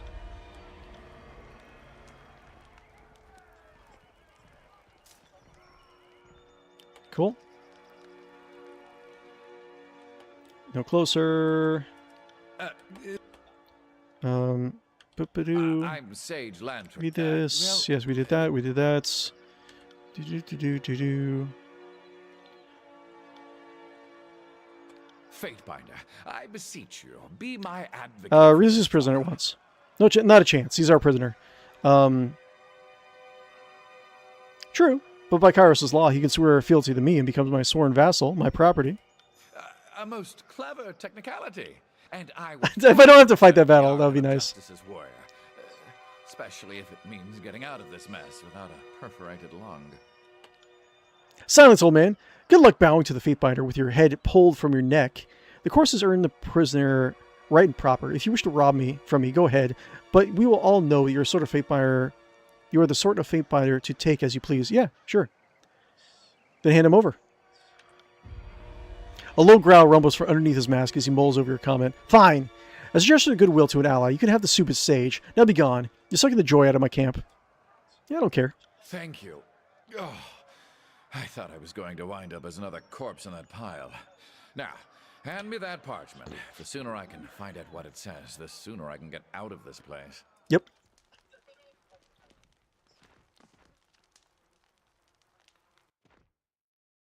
Well, much of the parchment was weathered, but I could make out important parts of the text. The note makes a mention of meeting spots west of Tripnettle. So, the old sage knows his words after all. I'd ask that you travel ahead of me and see if you can get this Captain Florin to yield to the chorus. They will strike at first sight of a chorus gang, but perhaps they'll parley with yours is the first place you see. Is the first face you see. I know the area. I suggest that we go at once. I can show you the way, and I'm eager to be away from the stench of this camp. Yeah. You offering to tag along? Yeah, I am, because the alternative is what? Living here with these illiterate brutes? My old study is under a river of fire, and there's no family missing me. Besides, I'd much rather chronicle the binder that twice proclaimed an edict of Kyros. I'd be a fool to let someone else write your story. When chronicle me, find if you're so you to come. Sort of feel to me, I'll let you leave this place with... Why don't you swear... You know, we did say that you were going to swear fealty to me. If that is a price, I will pay it. Sage Lantry, Sage Lantry of the School of Ink and Quill, do pledge my services in Sky to the Fatebinder, and by extension, the Court of Tunon. He dips into a steep bow before rising with a solemn smile. I know I might seem old and frail, but I know how to step lightly and how not to get killed. Really. I won't slow you down, but lead the way. And let me know if I can be of service. Are we done here? Let's hightail it to Tripnettle.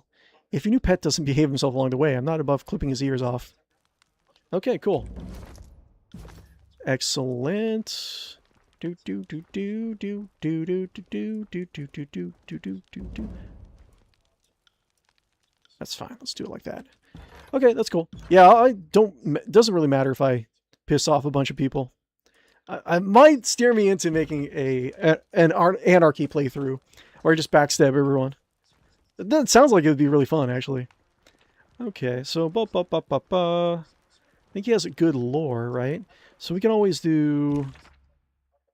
Oh, he has a lot of stuff. Wait, do we have? Can we do? We don't have restoring magic yet, but let's do.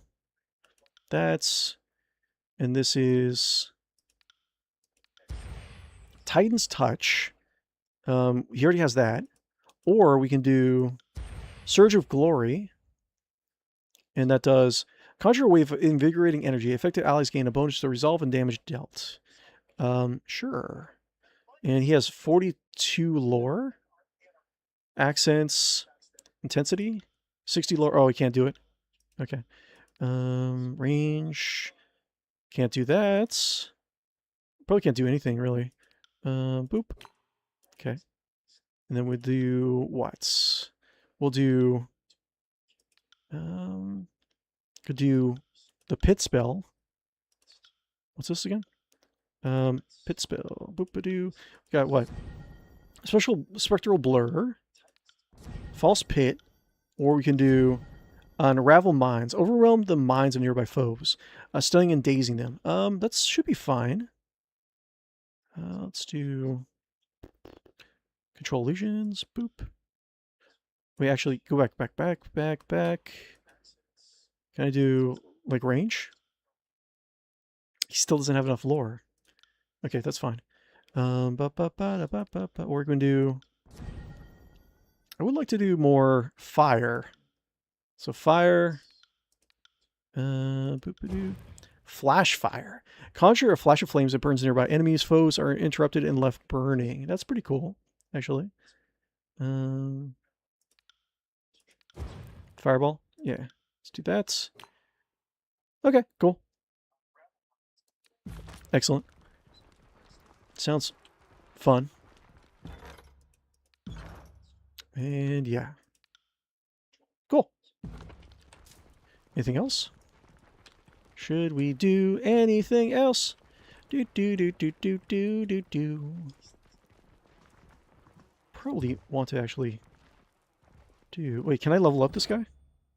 Level up, okay. Spell strength, bonus health. Let's do health. And let's do 2 points. Quill, I think his Quill abilities are actually not that bad. I don't think I put any points in the throwing damage before. But Lantry he can do spells, he can do support.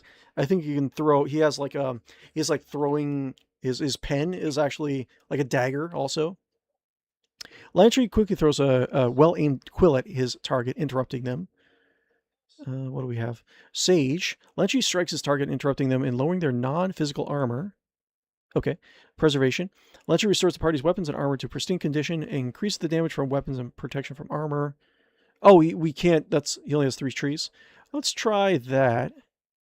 Also, we can do penetrating throw. Improves Lantry's thrown weapon attack range and adds penetration to his thrown weapon attacks. Yeah, let's make Lantry a throw dude. Lantry rapidly attacks his target with a series of thrown strikes. When stealth, Lantry receives a significant bonus to range damage. I think we already have it, don't we? Oh, we already have it. Okay. So that's... And we do... Yeah, that's fine. Yeah, that's fine. Let's move this a little bit. This is healing. Yes. And then, actually, let's do boop.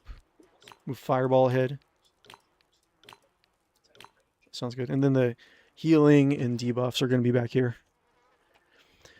That sounds fine. What else are we doing?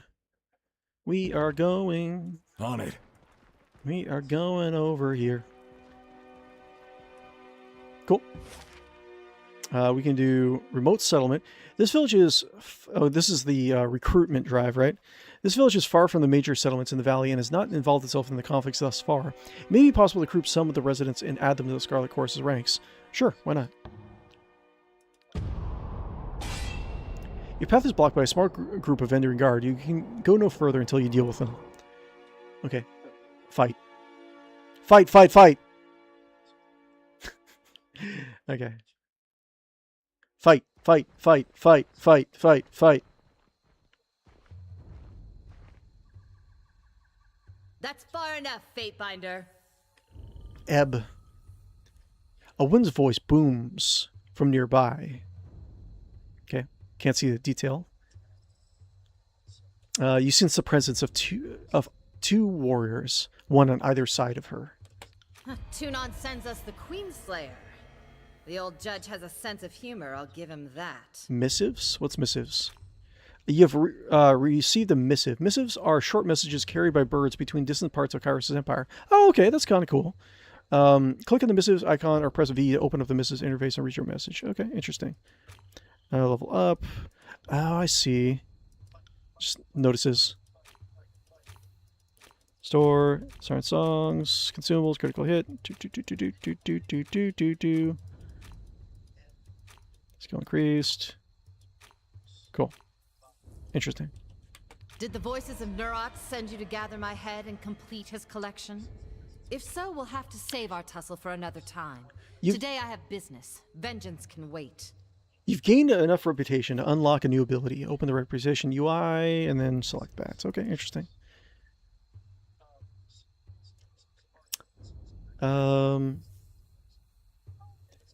You recognize this woman as Tidecaster Ebb, whom you met along with the other Tidecasters in the year of 429 TR during the first campaign in Vengeance Well.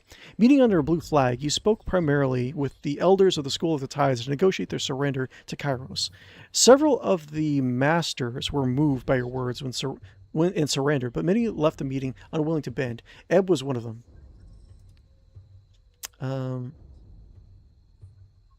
In accordance with ancient customs north and south, I offer and request a delay of blade.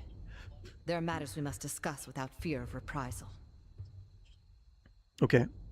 You sense her shuffle about, possibly bowing. You have me at a disadvantage, glare silently, unwise, try your weapon. Sure, chaos, why not?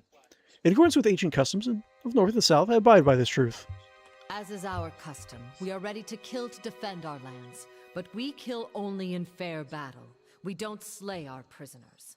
We know this isn't Kyros' way, but we must have hope. Okay. A few of my kin have gone missing, and though they may have perished, I have to inquire on the off chance they still live. If Captain Tarkus Deimos still lives, I think he died, I will didn't he? negotiate for his release. One of the elders of the attack in the Edgering Ruins, Tarkus Deimos, was subdued during the battle. In accordance with the Scarlet Chorus request, you ordered Deimos to be conscripted into the chorus. Tarkus Deimos found the Edgering Ruins. We let him go. Certain thing means nothing to me. Sending as a prisoner. Would you offer me the stage? Yeah. Tarkus Deimos is with the chorus now. Then if we see him again, it will have to be as enemies. I think we sent him to... Didn't we send him to infiltrate? So we just, like, outed him? That's fine. Chaos. Chaos. Love it. If I may make one more inquiry. What of Palox Tyrell? Did he survive? Asking about the Venturing Guard warrior that took her as hostage. Yeah, he died. Taken by the chorus. Someone knows this person. Palox Tyrell is dead. She says nothing for a long moment. My apologies, Fatebinder. I had a terrible feeling this errand was in vain from the start.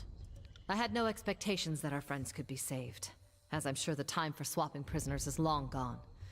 But at least I know of what became of them. That'll have to be enough. The guard, Edge of Loyalty, I have questions for you. Leave while you still can. I have some questions for you. I will entertain them as best I can. After all, understanding is the only hope we have. What is it you wish to know? Who's in charge of the resurrection? Was there prisoner swaps in the past? What reasons do you have for resisting Kyros? I grew up without my knee bent to Kyros, and if I'm going to bow to someone, let it be another Tearsman. We've ruled ourselves just fine for centuries, so we'll give our lives so that our sons and daughters might rule themselves. Oh yeah, that's right. Like, isn't it like male and females in the tiers are not like equal? But only your daughters are really free in the tiers. Why fight against Kyros' equality? There's freedom, then there's trusting idiots with power. Give a man 1,000,000 marauders, he'll lose sleep worrying over his neighbor's 1,000. I prefer my realms ruled by the braver sex. Oh! For centuries we've left the lands to the women, and the seas to the men. And we did plenty fine until Kyros came around. Okay.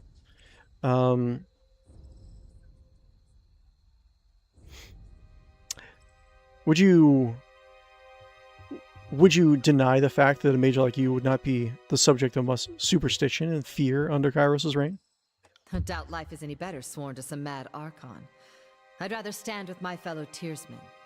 I suppose. Stand immediately behind them in the event of an attack. Okay. The soldiers flanking her shuffle slightly. Yeah, you heard me. Way things were years back, you'd all be calling me a water witch and conspiring to sell me out to the nearest sage. Just because I'm helping you stop Kyros doesn't mean I've forgotten the hospitality of ages past. Mooch is silent at that. Has a slight smile. And people wonder why the Tearsmen could never unite in time to fight back. It's refreshing to see that some things never change. I hear the younger realms were beset with constant battle. You prefer that to Kyros' order? You make conflict sound like a bad thing. Yes, the younger realms saw frequent battles, but it was never this wholesale slaughter like we've seen of late. No You Tearsmen started ever it, man. cast an edict on the soil, or forced prisoners to kill each other, or butchered beastmen tribes. Let's move on to something else. How do your friends overthrow the? How do your friends overthrow the garrison? I would joke that the voices of Narat left the gate unlatched, but dozens of warriors lost their lives taking the citadel. There was no secret to it. We simply attacked with speed and certainty at a time when the Archons were elsewhere in the tiers. The Scarlet Chorus had a rout, and what few disfavored soldiers were present made an impressive showing. But they were surrounded and overwhelmed once the chorus fled. And who is in charge of this insurrection? Listen to you. Thinking just like the Overlord wants you to think. There always has to be a person in charge or things don't make sense. Well, we don't answer to anyone. Sure. We are each of us sons and daughters of the Tiers, and take this task upon ourselves freely. But Captain Tarkus Ari, former Falksman of Queen Vendry and Alanta, is the voice we trust when we seek unanimity. What was I saying? Like the voice sounds so familiar. I feel like I've heard her voice actor somewhere. I assume that Tarkus Ari and Tarkus Demos are relations. Yes. Deimos was Ari's brother. We were certain he was dead, but the captain takes family seriously. So I volunteered to find some answers. And now here we are. Well, here we are. Fair enough. But now a question for you. Of course. The edict. I can feel its magic coursing through the air. Everyone can. But those of us enlightened to the currents of magic feel it most. The wording of the edict. What was it? I don't think there's any specific like rule that I can or can't tell them about certain things. Well, it's something along the lines of Kyros' forces must take Ascension Hall by the Day of Swords, or all in the valley will perish. Curious. You did say all in the valley. So the edict will affect Kyros' forces? This is most unexpected. Chaos. Correct. We'll tell the truth. That is most troubling. So either the soldiers come to destroy and kill us, or the edict does the work. I suppose we should be so honored the Overlord is taking no chances on us. I wouldn't see it like that. I've another question for you, if you will entertain it. Of course. Are we really standing here and chatting with Oathbreakers? It's hard to watch. Like cuddling a goat you're going to kill for dinner. Let's see. Ask your question. When I was young, my parents told me the Tiers were special, and the Overlord's edicts and armies could never touch us. Seems I've been told a hefty sum of lies. So answer this honestly for me, please. Is it true that Tunon's Fatebinders can smell truth from falsehood? I'll probably lie. Let's see here. Let's also on parchment, especially. Yes. And Kyros' edicts. I have heard the sages speak at length that some of the edicts elsewhere in the world have been broken. How is this?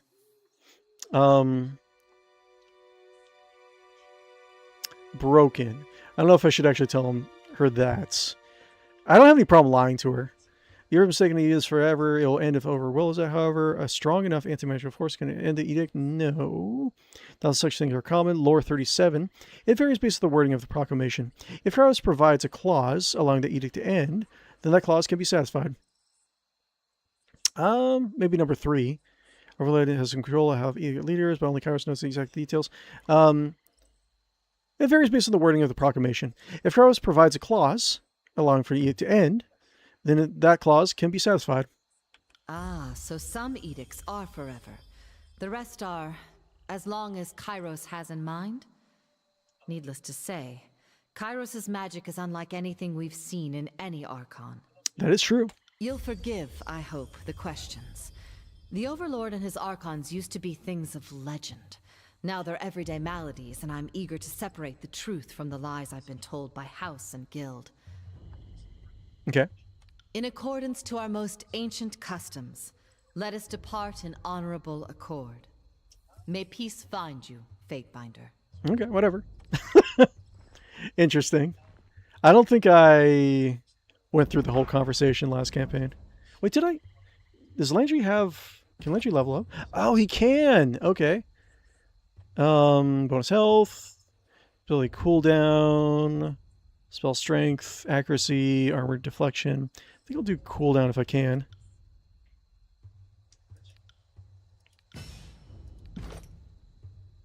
Yeah. Cool. Wait. For level... Cool. Okay. Right. Wait, why is it...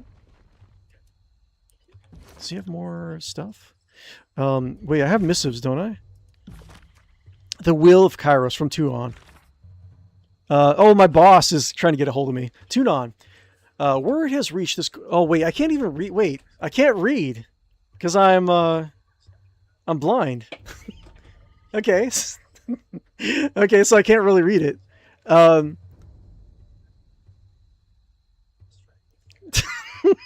So how am I going to do this part of the game? Because I'm I'm going to try to roleplay this, right? Mooch gets the piece of paper.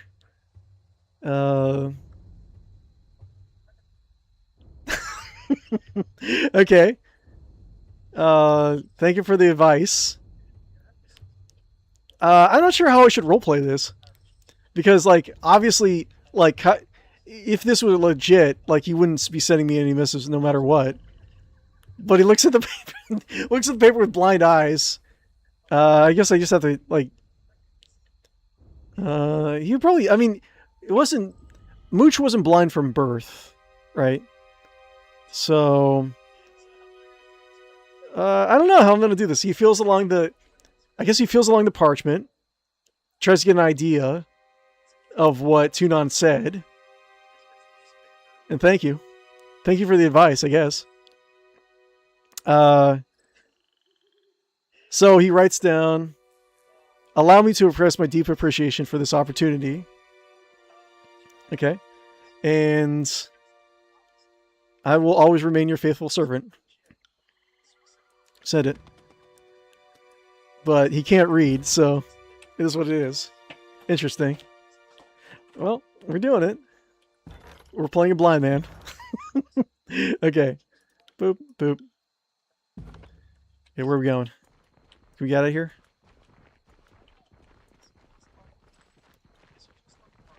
Oh, there's something here. Unexpected. We got... Oh, we got mushrooms and we got a topaz. Nice. Totally makes sense.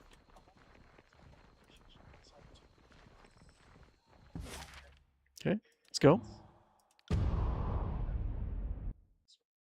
What if, like, I wonder how easy it is to run out of time in this scenario. I feel like it would be very appropriate for me to run out of time. And then just like, okay, well, I guess that's the end of our Tyranny series.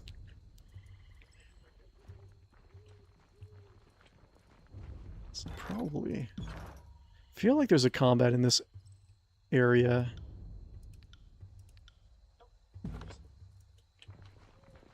Is everyone sleeping? As you step in the center of the village, you feel as if you are being watched. The distant patter of feet echo off the walls of the small and seemingly deserted village. No need to hide! I've no desire to fight, merely to talk. The wind beams of the rooftop up to the north creaks under someone's weight. A tree rustles behind you. Just wait and smile. A voice bellows from the rooftop with a cackle. Go home to your overlord! Oh, we're surrounded. Archer. Sorry, friend, but you won't be leaving here in one piece. We'll send your head back to the north. I want your folks to see what happens to those who invade our lands. More. Okay.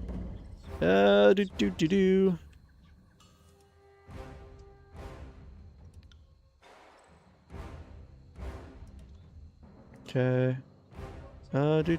What's this? Skewer. First, both within target penetrating armor. And Icicle Storm. Projectile radius.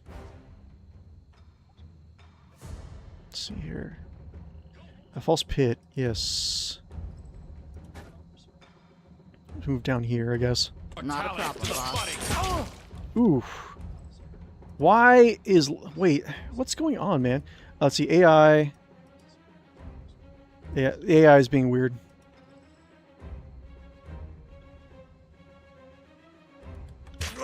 Disengage. Ow. Oops. Let's see, AI. Don't want AI. Prone. I don't like that. Okay. Cool Fury. Restoring Touch. Titan Touch. Might and Vitality. Surge of Glory. Damage dealt.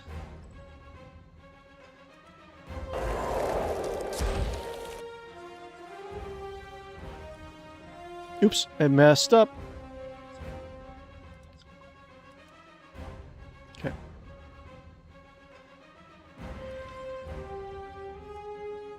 And you... Zap. You got it. Okay. Are they dead yet? Let's see here.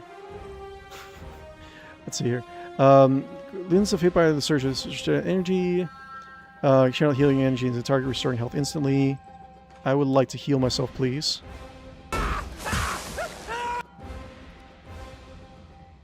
And Icicle Storm. Wait, can I heal? Can I have my own guys? I don't know if I can or not, but let's do...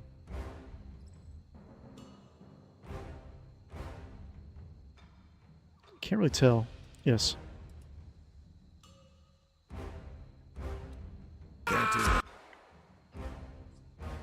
Okay. Am I almost dead? He's almost dead. Is he healing? God damn it, man! Is he dead? When a party member takes damage, they will start to lose health.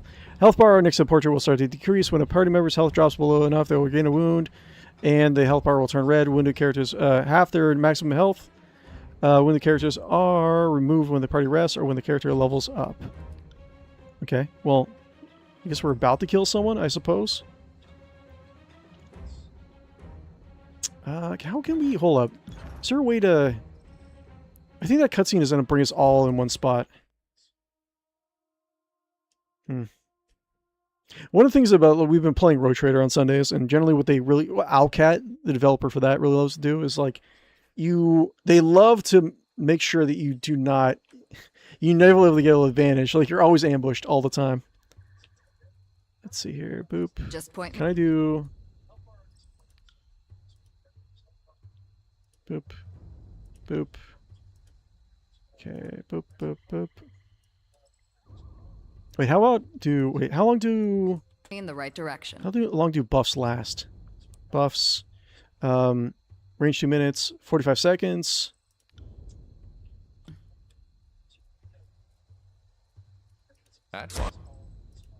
Okay, and what else?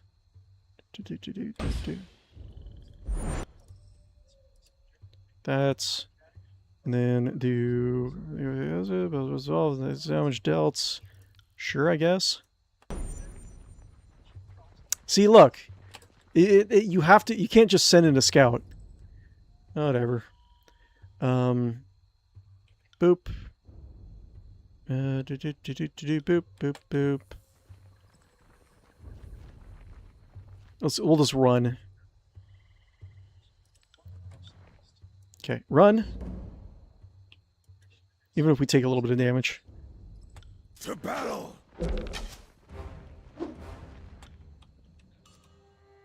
Landry.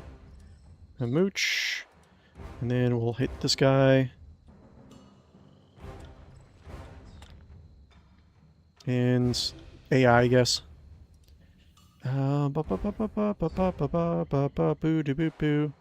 False pits. Lightning.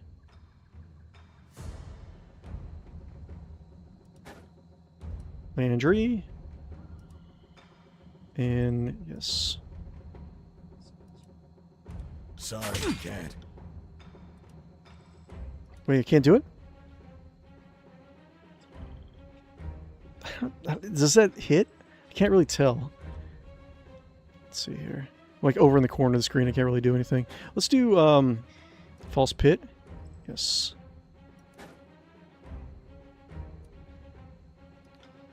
Kill this guy.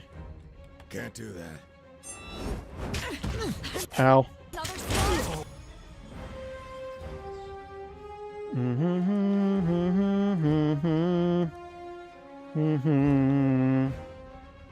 At once. What's going on? Why aren't you attacking? What's going on? Why are you not doing what I want you to do?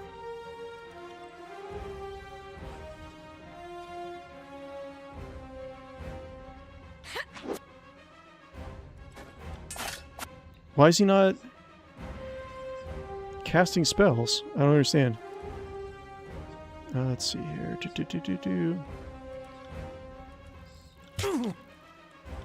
What is happening?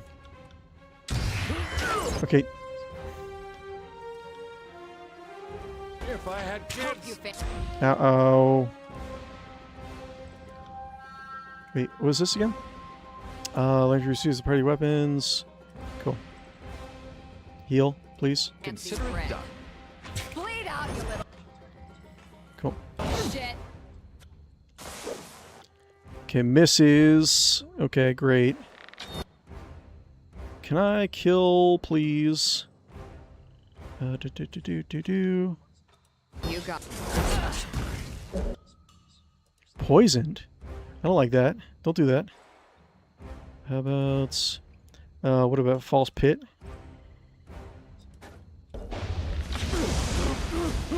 Poison? God damn, just die. We got moving the melee, range, range, range. Yes. Is he dead already? God damn. Great. I'm fine. Can't do that. I can't do... Why can't I do that? It says I can't do it. Do I have to... target... do a target? I mean, I guess that must be it. Did I hit... I think... Yeah, it still hit her.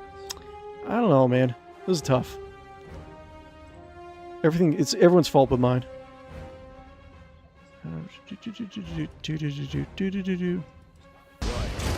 Ow.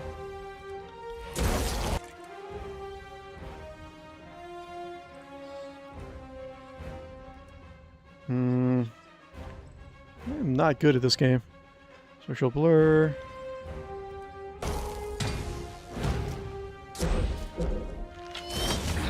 God damn! Okay. Like I'm almost dead. Well, I guess I am playing on difficulty. A higher difficulty, rather. Maybe I'll come back when I've leveled up a little bit more. What time is it? It is 3:19. Yeah, it's plenty of time. Okay, that's pretty much it. I will... I'm going to take off, guys. Thank you guys for hanging out with me. I do appreciate that. Guys, you are amazing people. Dynamic, incredible, wonderful, beautiful people who deserve all the love in the world. Don't forget that. Thank you for, bearing with me while I just test out, stream slots. If you haven't already, be sure to like and follow and subscribe on YouTube and Twitch. It really does help me out. I usually stream Wednesday, Thursday nights, Saturday, Sunday mornings. So, yeah, I'm not sure how often I'm going to be doing Tyranny, but it's probably from a set of games I'll just kind of throw out every so often, like maybe first thing in the morning before work. But yeah, like and follow, subscribe. If you haven't already, check me out on social media. You can go by Mechanical Beanstalk, do a search for any of those, and you will find me. And check out Discord if you haven't already. Link is pinned in the live chat to my right and down below in the video description. And yeah, that's pretty much it. I will talk to you guys later. I'll be back tomorrow. I might have to push back the stream for tomorrow because we have some stuff to do around the household, some important stuff. But I will see you tomorrow, probably around noontime, I'm guessing, for Lisa the Pointless. So we'll see you later. Bye-bye.